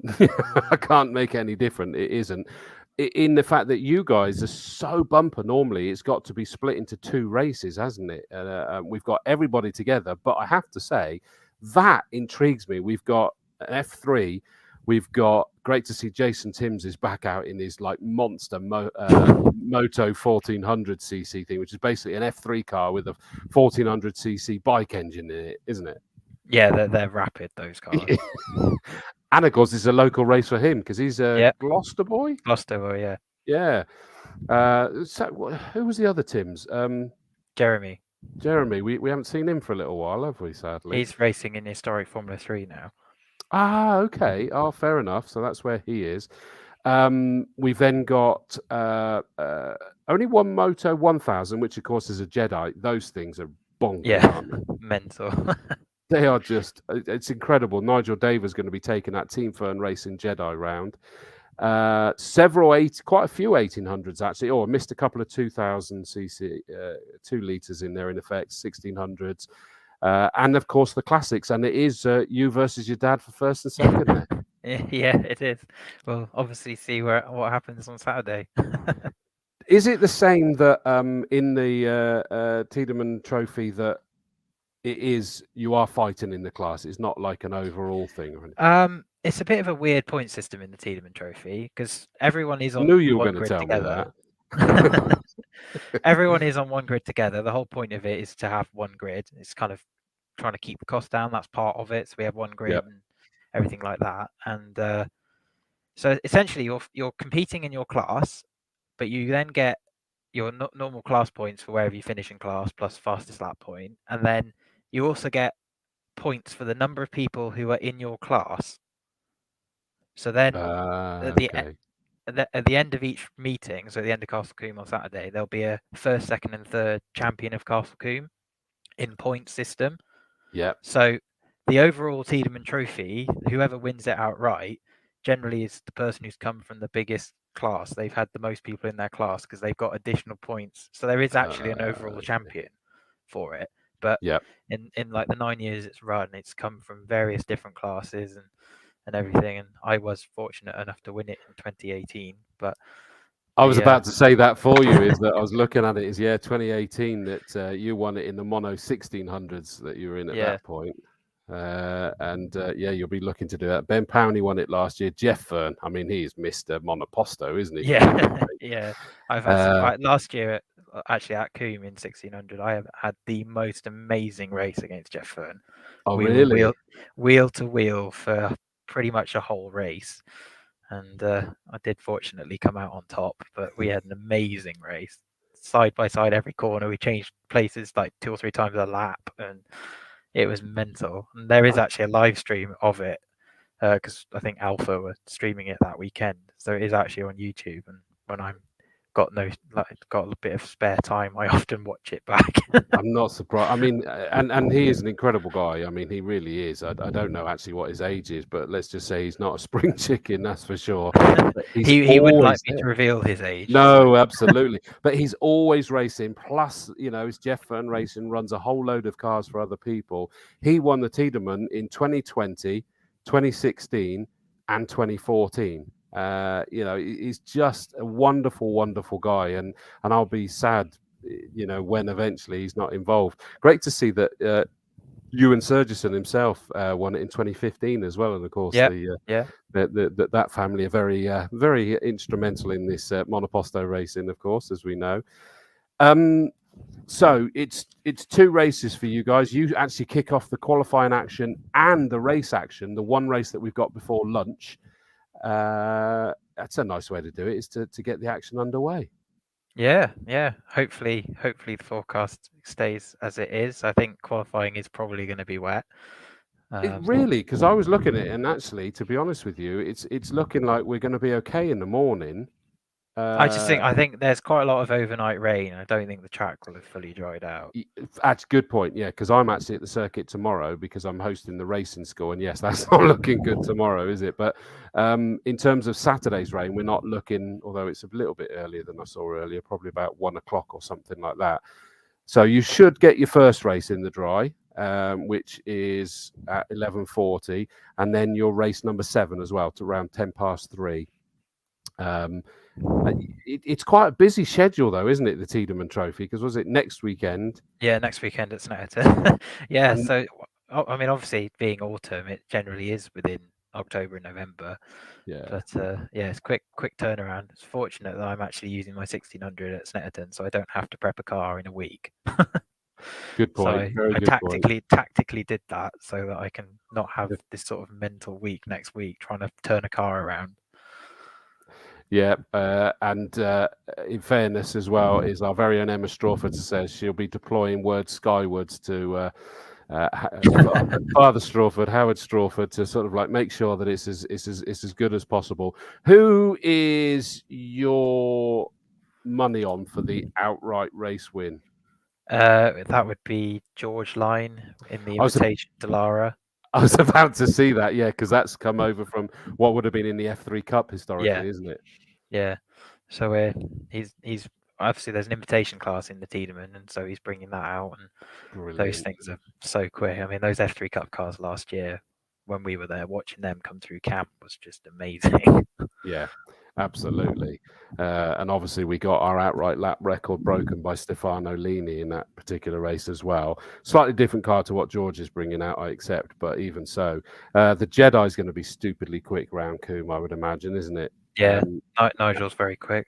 I just hope he had a bit of an engine blow up at Donington, so he's trying to get that sorted in 2 weeks. So I hope he has got that sorted. Oh wow! Okay, yeah, cross for that. Jason Timms will be quick as well. Usual one is that whenever I commentate, he doesn't necessarily get off the line brilliantly. He'd prefer it to be a rolling start in that bike engine, I think, wouldn't he?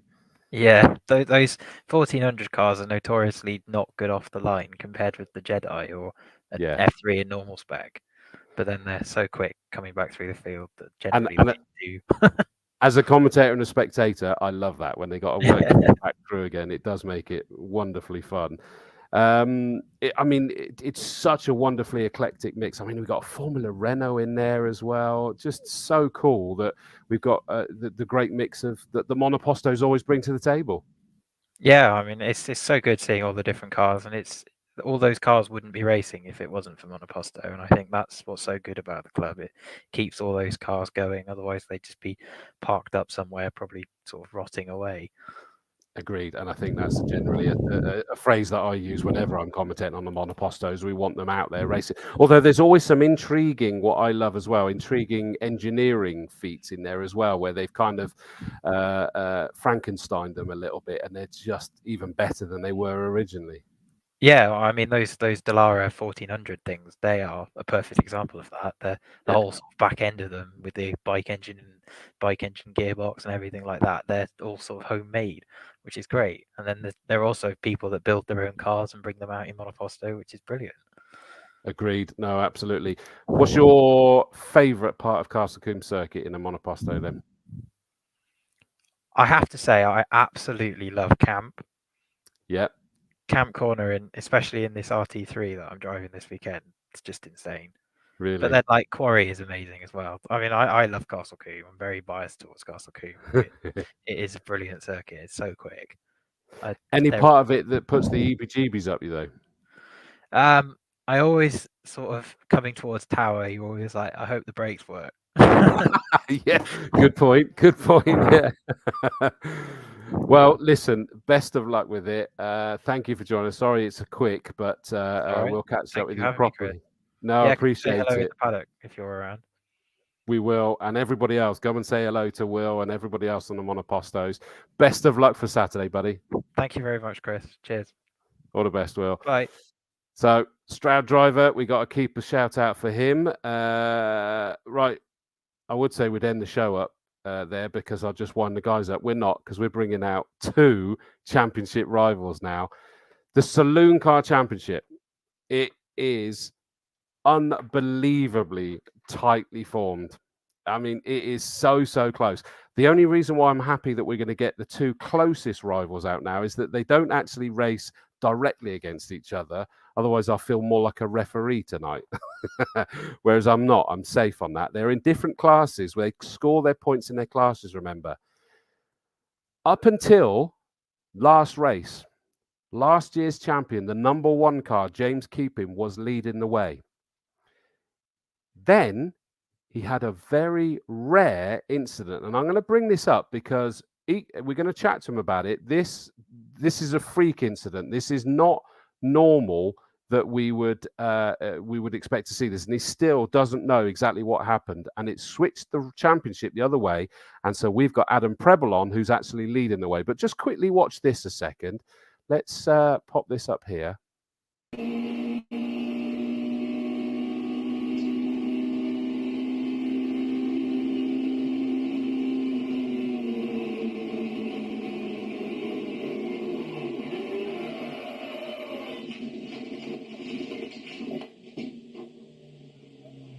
Just suddenly snapped from nowhere.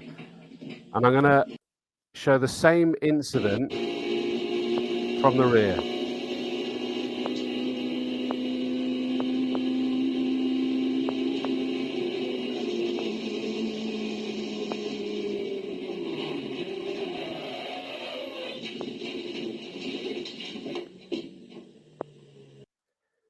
Very, very weird. You see, it was done. It was over the crest. It was, everything was sorted. And then for some bizarre reason, it just snapped left. It snapped left and spat him. And he still doesn't know exactly what the issue. But we're going to address that. We're going to address the crescendo of this Saloon Car Championship. We, of course, have got Kipo himself on. And I'm delighted to say we've got Adam Preble on as well. Evening, guys. Thank you for your patience, fellas. Hello. I mean, first of all, James, let's just flick to you. Thank you for providing those clips. I mean, that is just weird, isn't it? I still don't understand what happened. 1 minute I'm turning to go right, and the car went left. Next I knew I was in the barrier, climbing out. Pretty grumpy, I gotta say. and it was a hard hit. The rector-cell barriers saved the car, but it still hurt. Really? Are you okay now? Yeah, it took a week to recover. I had a little bit of concussion, all the stiffness that goes with it. But I'm all right now. So, with regards to the car, then, you presumably tried to go over it with a fine tooth comb, and you found nothing. No, we've had all the wheels off. We've done all the brake pads, re-bled the brakes. We found nothing wrong with it. I mean, speaking with Adam in the morning, I think Adam could say the track was pretty dusty in the morning and quite slippy, because we both did say, didn't we? In the afternoon, I could have hit a bit of dust. I'm not too sure. I thought he was looking at his rearview mirror because he didn't want me to lap him. That's what I was thinking. I actually did. I saw it firsthand, right in front of me. I literally was cut behind him. Yeah, I didn't expect it at all. It literally was right in front of me. So even you, I was coming up to Quarry at the time. Up to Avon Rise, sorry. So even you, Adam, you looked and thought that's a bit odd. Yeah, I did. It went in quite fast as well. Okay, because obviously we're a bit blind from the commentary boxes for that one, so it wasn't until we saw all about it. And in fact, I think it took us a moment to realise that you disappeared, James, and that was bizarre. Have you been out testing today, Kipo? No, I've been at work. Fine, okay. So, I mean, let's build up the excitement to this then. Is that means that in reality, you're rocking up at qualifying on Saturday and going, is this okay? Great to hear. Yeah, it's like a first race all over again with that EBGBs. But no, it'll be all right.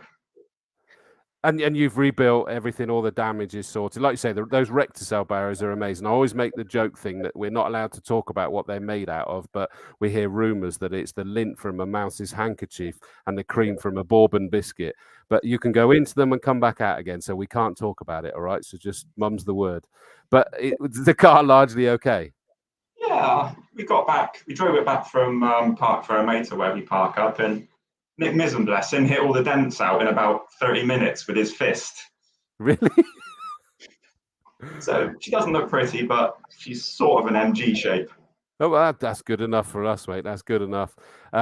Goose was up at Quarry, and he said, I have to agree, it looked like from the outside nothing was wrong. Although Alicia Hamlin, obviously from the Formula Ford world, said looked like rear wheels locking. I did see a little puff of smoke on the rear camera. And Alicia says, happened to me in 1994 as a result of a faulty balance bar. Okay. I'll have to have a look at that then. Yeah, I mean, you just never know. Alicia's got good experience on. Okay, it's the Formula Fords, the single seaters, but even so, that's the situation. Obviously, we've also got to put this up. Celeste says, can't wait for Saturday. Very exciting. No pressure, Adam. But I mean, Adam, flicking to yourself is that you kind of have to get on with your own race at the front there. And I guess you didn't. Well, no, you did see it happen up in towards Quarry Corner, but I would imagine it wasn't until afterwards you suddenly realised that meant that you'd taken the lead in the championship. To be fair, I did, for some reason I thought he was going to get going again. It did look calm, but I also know you can get away quite lightly going into those barriers. So I thought, I know what he's like. I know we get going again. Not in a bad way. I hate to see anyone going, and I'm not going to win over someone in an accident anyway. Rather be over points or a race win or in that way. But I did think, he'd be out, and he was there. And I did feel gutted for him. But like again, I did see his back locking. Every time I was going up, as I was catching him, I was going in the tower, and I kept seeing little puffs of smoke going to all the corners. Not knowing what it was, I just thought someone was locking up brakes, and then obviously seeing that, and James says obviously with it going off, that might have been like a rear wheel was locking, and that maybe just caused it. It's bizarre, isn't it?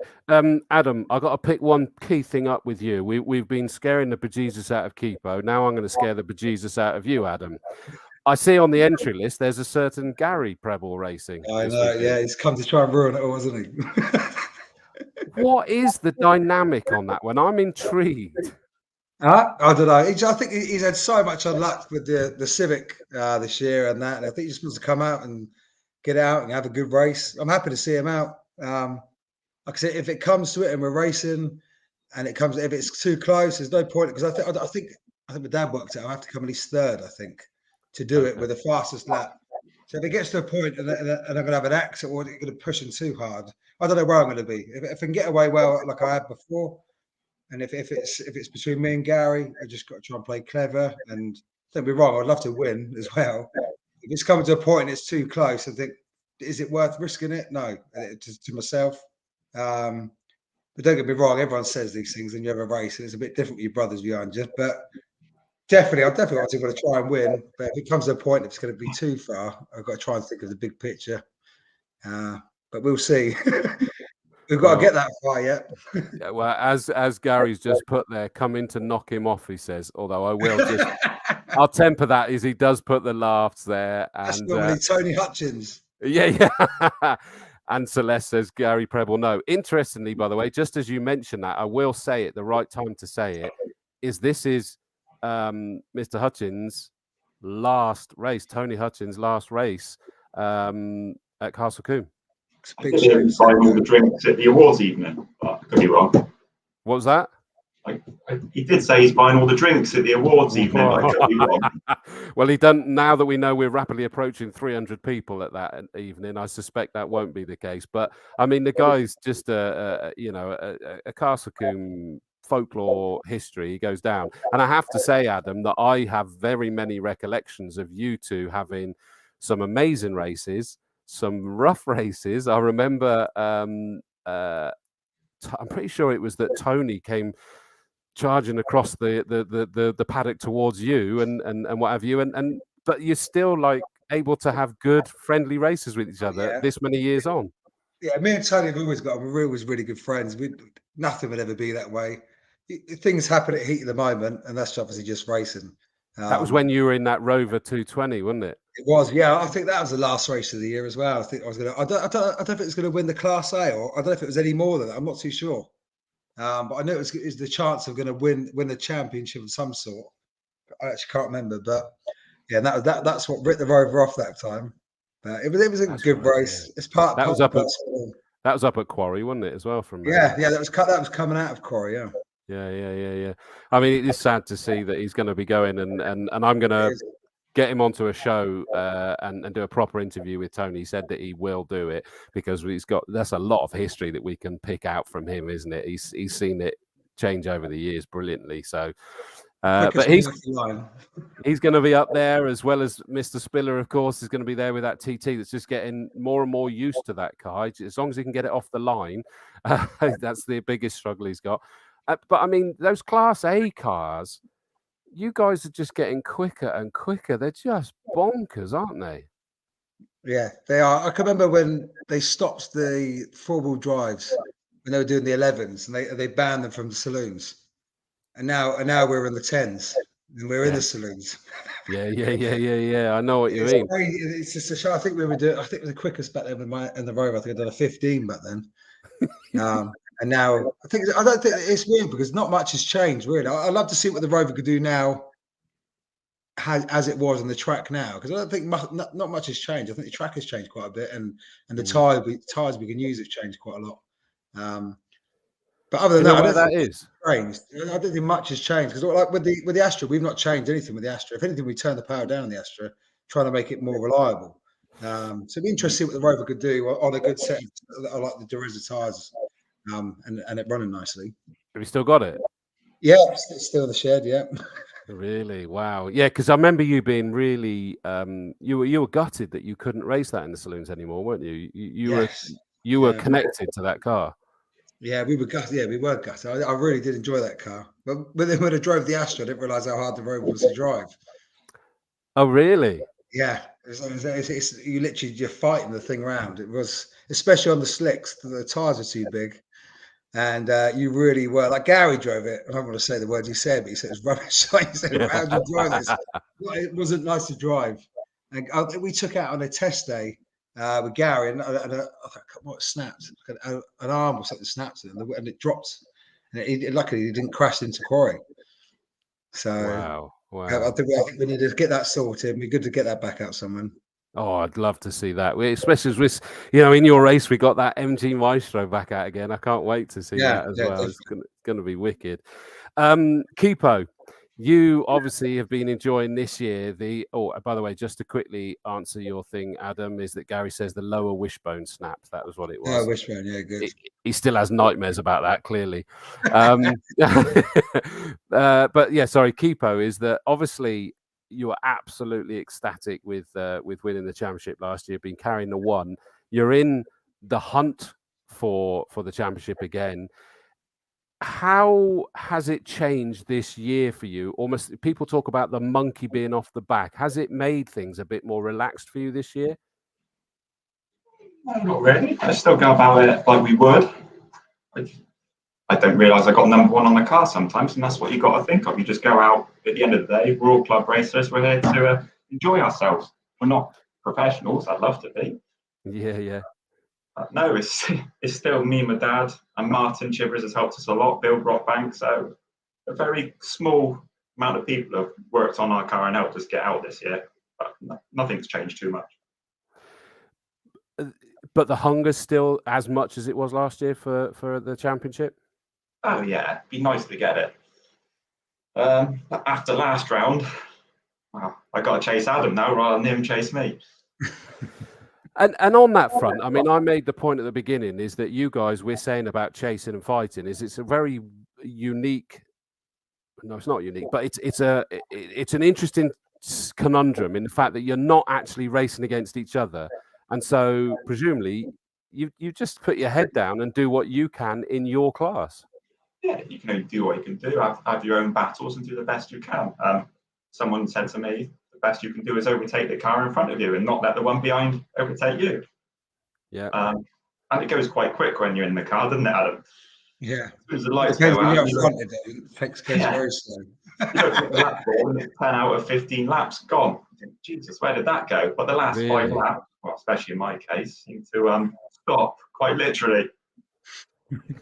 I've always wondered though, Adam, when I've spoken to you guys about some of the incredible battles that I've had the pleasure to commentate on, of you and your brother duking it out like a pair of prize fighters at the front of a field. Surely that doesn't feel like it goes in a blink of an eye, because that almost feels like if you're under pressure from him, that it would last forever. Forever. It's terrible. Yeah. Honestly, if you're chasing, it goes way too quick, and if you're ever in front, it feels forever. Honestly, the amount of times I think, let me check the lap board when I go around, and all the time I'm trying to look at what my dad's saying to me, either slow down or this or saying something. And I always I forgot. I don't even know how many laps he got. The amount of times I've gone over the line that the checker flag's gone, I've been like, I've been really happy because I've just been out trying to look for him, if that makes sense. Yeah. No, I get that. I mean, we're talking Kipo there about the fact that it changes when you're the one that's in the lead under pressure. Is that I get the feeling that's got a bit more feisty in that Class C, because Lee Waterman and James Blake, they were looking good last round in particular. Yeah, James has always been quite quick. He's probably got the quickest lap in an MG now, I believe. Okay, yeah. And Lee's replaced Martin, basically. I look in the mirror and all I see is another grey MG. Starts to get quite annoying after about 10 years. But it's keeping you honest and putting some pressure on, and you're joined this time by Matt Parr. Yeah, Matt's going to be quick in that 106. He always has been. So I'll see if we can be the best of the MGs again. But James is on it at the minute, and Lee's not too far behind him.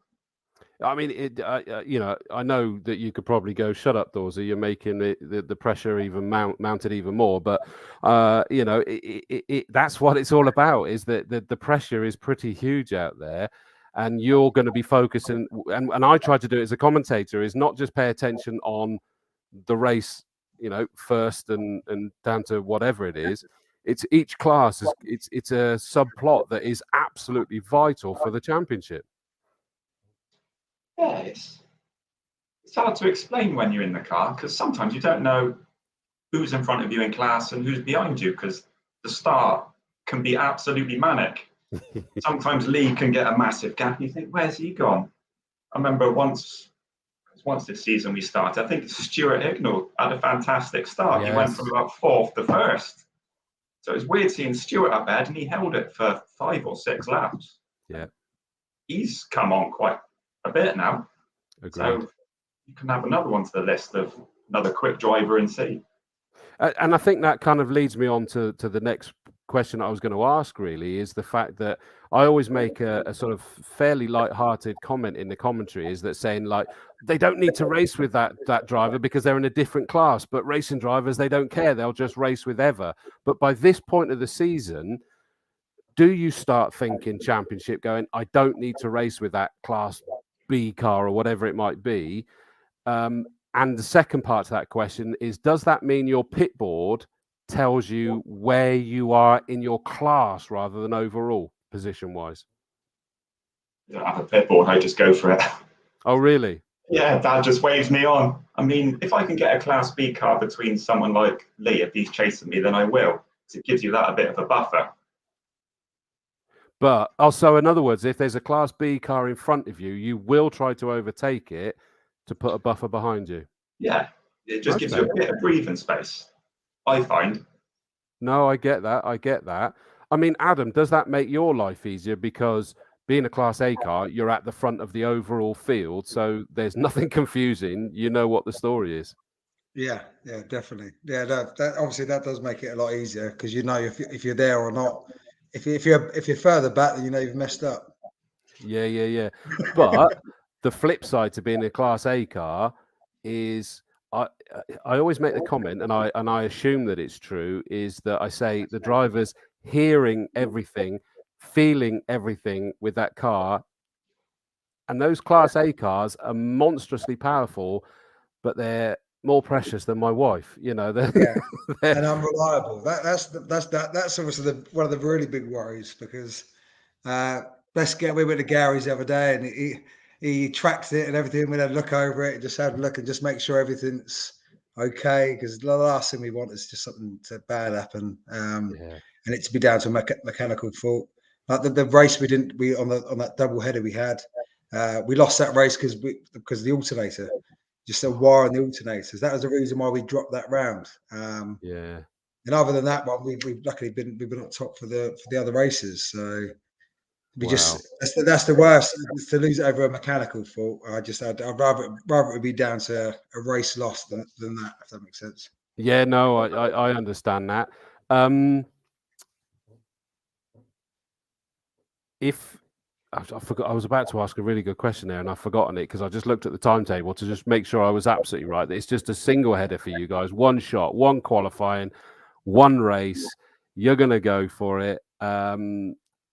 How will, I'm going to start with the champ, Kipo. How will you feel leading into that race? How do you deal with it? Just a normal race for me. Just go out and enjoy it. Yeah. I mean, what people don't see that me and Adam spent a lot of time together doing the C1s in Silverstone 24 hours. So we're pretty good mates. We know each other quite well. So if he wins it, I'm happy for him. And probably vice versa as well. Definitely. And that's a weird one, I have to say, for me, is the fact that, you know, you're such a genuine guy, James, that you know, it was lovely that you won the championship. Your dad's a wonderful guy as well, and you know, it would be lovely to see you grab a back-to-back. But I have to say, Adam, you know that I get on great with you and your dad and your brother and everything. And there's a part of me that's going, your brother's won so many damn championships, you know, the prima donna, you know, I'm only joking, Gary.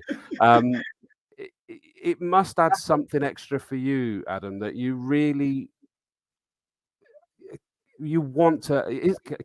Please don't take this the wrong way, because it's not meant negative. But is there a feeling of, I don't want to be a bridesmaid, I want to be the bride? Yeah, I would love to get it. Don't get me wrong, I'd absolutely love to have it. I think this is, if ever again, I think this is the year that someone's going to win it in a Class A. We've had a lot of top contenders out of it, like Gary and Simon. Well, obviously Simon's not in the championship thing, but we've had a lot of other quick cars there what could have that opportunity. So I think if it's going to happen this year, I think this will be the one of the years that anyone's going to do it again in a Class A. I remember the last time Gary did, I think that said of like 10 years ago, someone in a Class A. I think it's just because the reliability of the cars. So to have it would be amazing, and if not, then I thought probably that would be the last time I get a chance to do it. But it is what it is. Whatever's going to happen is going to happen. I'm going to try my best and try and do it cleverly. I'm not sure if it's going to rain. Someone was saying about it earlier. We've never driven the car in the rain. Damp once. We've had the wet tyres we bought. They've been sat in the trailer for the last 2 years. So that would also be an interesting thing. And I'm sure James would be right up behind me in that thing. For sure. That's a good point. Yeah, because we have seen him. Then I win, so that'd be Don't say that, because this is recorded. You're the one who got me off. Do you get nervous though, Adam? Yeah, I don't get nervous to race. I get nervous to do well.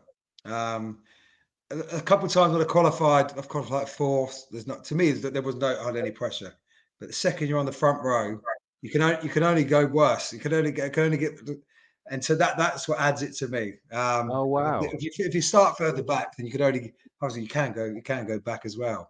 I get what you mean, though. Yeah, you've got a chance of going better. If you're at the front, if you get it wrong, it can only get worse. So to me, I think there's a lot more pressure. It's only to do well, and that's all it is. I just want to do well, and I know I annoy myself if I don't do it or mess up. I mean, both of you though have got enough experience that you know you've been here, you bought the t-shirt. It's just going to be a phenomenal day of racing, isn't it? Yeah, I'm looking forward to it. Yeah, should be a good final, I've got to say. I think we'll make it good for the spectators. They pay their money, so we'll give them a good show, I think. 100%. Well, listen, guys, Thank you so much for jumping on. Thank you for putting yourself out there at a time when I'm sure even in the back of your mind, you're going, I could have done with not talking about this. I just want to get on and do it. I appreciate you taking the time, guys. Best of luck to both of you. Thank you very much. The phrase they say is "May the best man win." I can't use that phrase. It's not appropriate. Yeah. We're going to enjoy it. We're going to enjoy it. Listen, have a whale of a time and the best of luck, guys. Thank you very much. Have a good one. See you, James. See you guys. Thank you. Cheers, guys. Thank you very much to Adam and James Keeping. So that's the championship for the saloons. It's incredibly close. We've got 20 cars due out in the saloons. Harrison Chamberlain, Dave Spiller, Tony Hutchins, Hayden King's back out again as well in Class A as well in his Seat Leon. That'll be interesting. Rob Ellick, remember he's in an Audi TT now. Adam Preble, we know. Jonathan Wills in that MG Maestro. I like this comment that Tim put up. Would be amazing to see the Rover with that Maestro. I agree. That would be really cool to see. I like that one. Just quickly say that Tim also said, good luck, guys. Gary himself, joking aside, did say good luck, guys. And you know, Gary's a racer. He'll be loving all of that. Class B, Stuart Cheeseman in his Clio and Mark Wyatt in his Astra. So he still hasn't sold it. And we're going to see Mark Wyatt out by the looks of it. Class C, James Keeping, Roger Good, Stuart Hignall, Mark Sutton. Remember the champ from 2 years. Matt Potter back out in his Peugeot 106. James Blake and Lee Waterman in their MG ZRs. Class D, we're up to 3 of them, as we know, because as well as Mike Good and Anthony Weeks, we got Nick Mizzen back out in his Fiesta. I'm so chuffed to see that. In terms of the championship, if you haven't seen it already, is that you've got Adam Preble. Boy, it's a bit dark down here. I need a lamp here. But Adam Preble's on 66 points. James Keeping is on 62. We can't fully discount. Tony Hutchins is on 57 with his Audi TT. But, you know, even he will know it's a big, big arse there. But you never, ever know. He could do something there. And James Blake, 48. Lee Waterman, 47. Anthony Weeks, sorry, I didn't look far enough down with my torch there. Anthony Weeks is on 55 as well in Class D, and he's up to 3 in that running in that class. So you never know. It's going to be interesting. So they've got a one shot for that one. In terms of the Formula Fords, that's still to be decided yet as well. I was hoping that we might have got the 2 main protagonists up, but they didn't nibble. They didn't go for it. But Felix Fisher and Luke Cooper separated by 1 point at the moment. Now, they've got a double header. They've got 2 races this weekend, and the Cooper camp, as we'll call them, they kind of make a key point that once drop scores taken into account, which means I need to do some quick maths on this at some point, is that Felix is in the pound seats. Luke Cooper will be hoping to add to his title tally again. But unbelievably, would you believe it? This would be Felix's first. It's another one like Adam in reality, is that you sit there and go, there's a driver that deserves it. But Luke Cooper is wonderful. He just keeps fighting. He's doing so well. And there's only 1 point between the 2 of them. Felix has already won Class A, 92 points compared to 83. Kieran Atwood sat 3rd overall and 3rd in the class. Absolutely amazing job that Kieran Atwood is super impressive this year for me personally. Just quickly catching up on the messages. Tim Perry says, yay, the yellow Astra. Absolutely. Andy Abrams, great to see Nick Mizzen out again this weekend. I persuaded him to come to Donington for our final Classic Touring Car Club meet. Can't wait. I'm hosting the Classic Touring Car Club awards due in January as well. But he's out there October 22nd, 23rd. Don't worry, we'll look after him. I know you will. And Sharon Ballard, good luck, guys. We'll be watching from Grenada. So Rob's not out. I missed that because he's not racing, is he? That's a shame. I won't see you guys. But well, you won't be watching. You'll be watching the timing screen and listening to us, won't you? Sorry, it's still us, Shaz. But we'll keep you entertained. So, yeah, Formula Ford. Nathan Ward is 4th overall in the standings in a Class B car. Absolutely amazing job. And he's already secured Class B. Class C has already been secured by David Cobbold. Class D, there's only 4 points in that at the moment between Ben Mitchell and Alan Slater. Now, what is Ben Mitchell out? He is out in the Class D, so he's trying to get that one sorted, and he is against Alan Slater, so he's trying to tie up that Class D championship there. Who have we got racing in the Formula Fords? Luke Cooper, Nigel Dolan in a Van Diemen JL12K.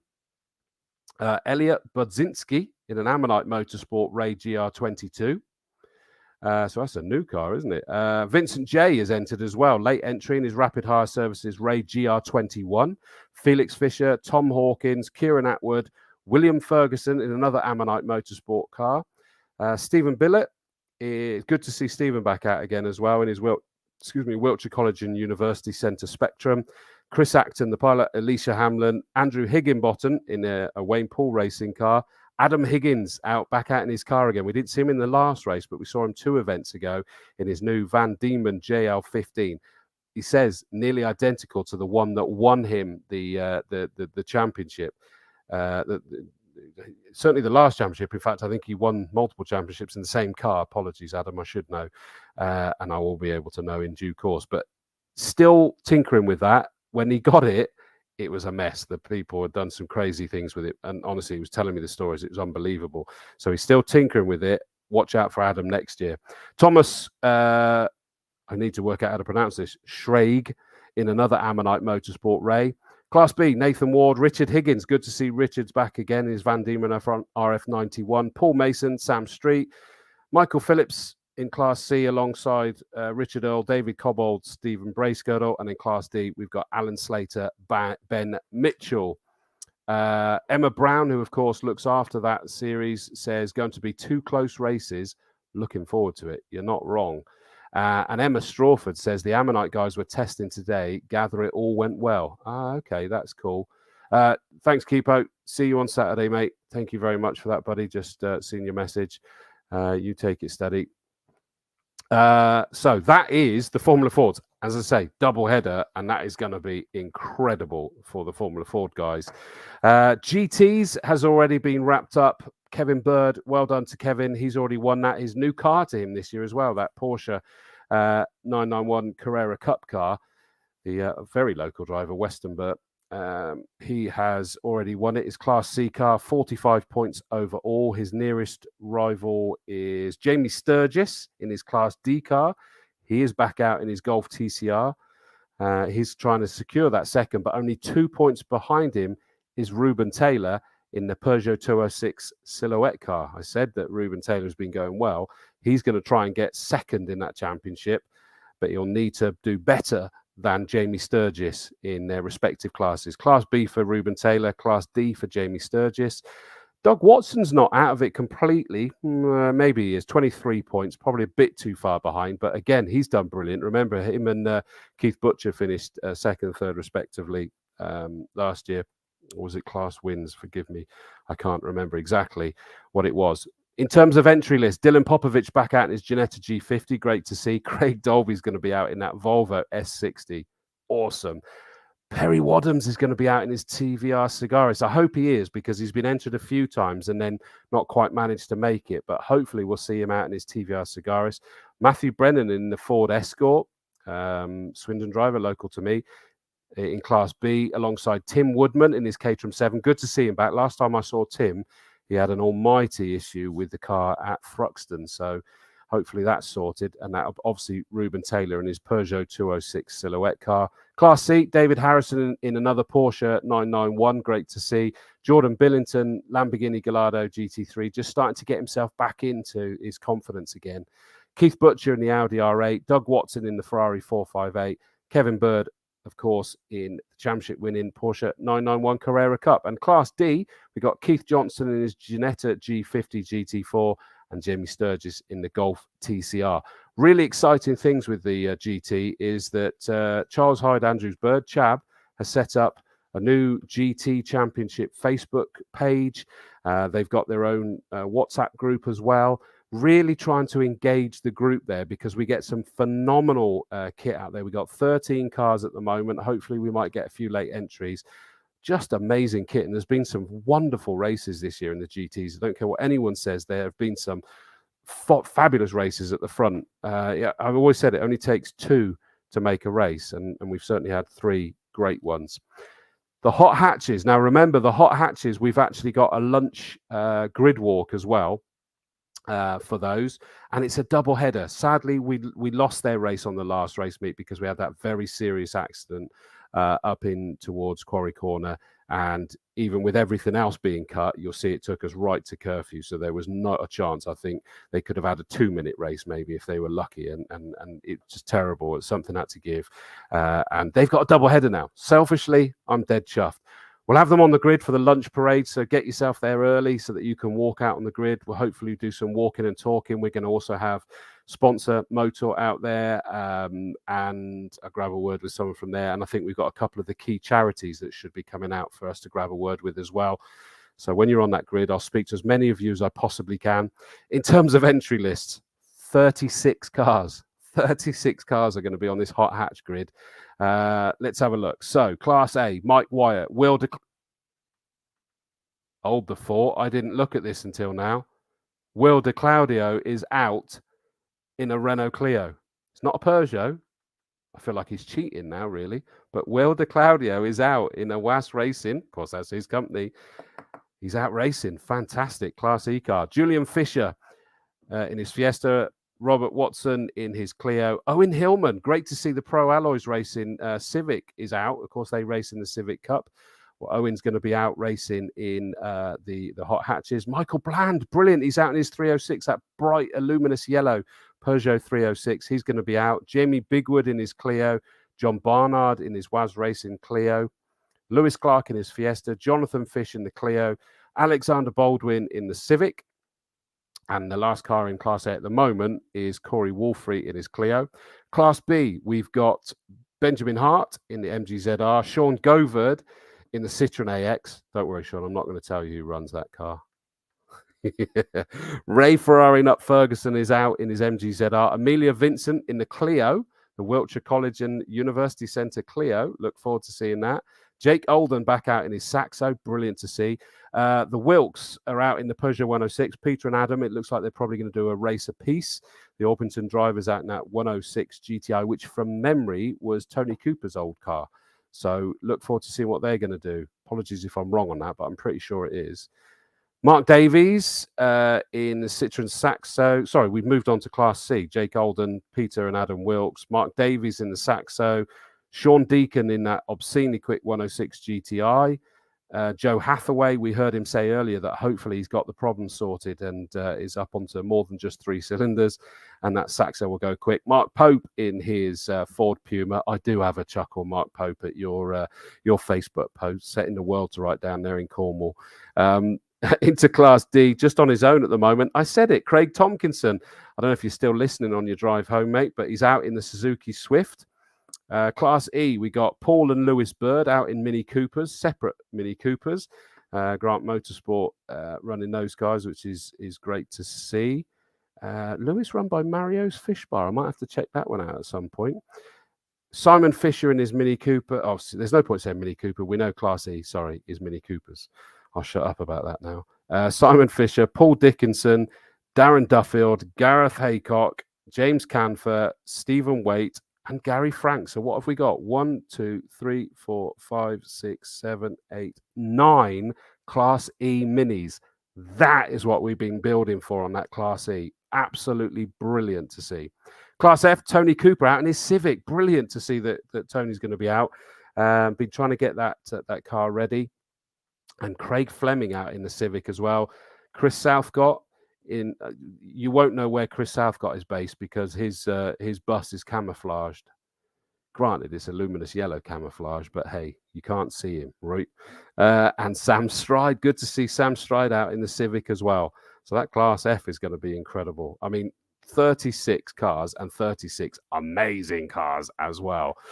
Tim Perry says, yeah, Will De Claudio and my mate Julian Fisher, massive grid, isn't it just? I cannot wait. It's going to be amazing.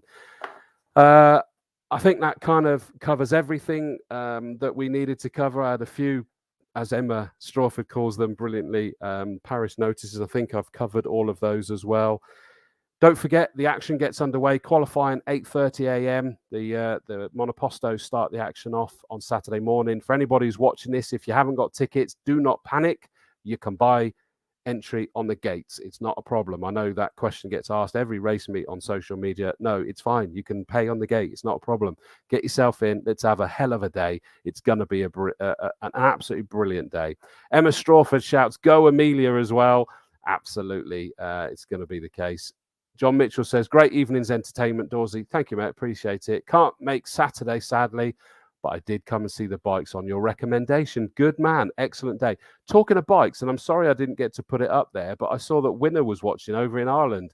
I don't know whether if you're still with us, you're probably off drinking by now, Winner, but great to see that you're over there and everything. Mike, thanks for a great show. Thank you, mate. Wasn't it good with so many good guests? It made it very tiring for me to set up and get people involved, but I think it was a great thing to get so many people involved. Don't panic. The season might be coming to a crescendo this weekend. Combe TV won't be. We'll still carry on. We're going to try and get some post-championship decider interviews. We've got various other people that we're going to get on, and even during the winter, I'm going to see if there's some not necessarily obvious guests that we're going to try and get on and just stick together. We're a family, and that's what I really, really enjoy, and it means a lot to me. Emma Brown heading down late tomorrow evening. See you all Saturday. Emma Strawford says, cheers, Dawsey boy. Not looking so dapper tonight. I was dapper doors on last Saturday. I'm dressed down doors tonight. It's all fine. Hello, Tomo. Don't forget the flamingo hat, mate. You got to remember it.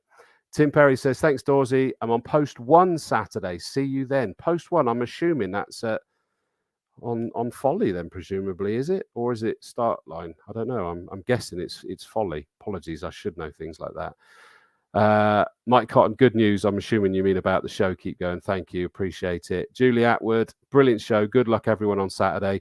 Don't get too nervous watching your boy, Julie. It's going to be great fun. Tim Perry says it is by start line. And even Emma knew it. Now I feel even worse. Emma knew where it was. I wondered if it was, but whether it kind of went further than that. Anyway, guys, it's been a pleasure to have your company. Thank you so much for joining me. Thank you for your involvement, your comments, your questions. I know I didn't get through all of your comments and questions, but that was because we had extra guests. What did I have? 6 guests on tonight. Oh, I'm going to go. The current Mrs. Dawes did bring me a gin top-up as well, but I didn't have a chance to say thank you to her. Thank you to the current Mrs. Dawes. I shall see you all bright and breezy and really excited on Saturday. Have a fantastic Friday. I'm off to the circuit tomorrow, actually, to host the racing school as well. So if anybody's nearby, feel free to say hello. But for now, let's have one last, what am I doing? The closing sequence. And I shall see you on the weekend. Thank you. Good night.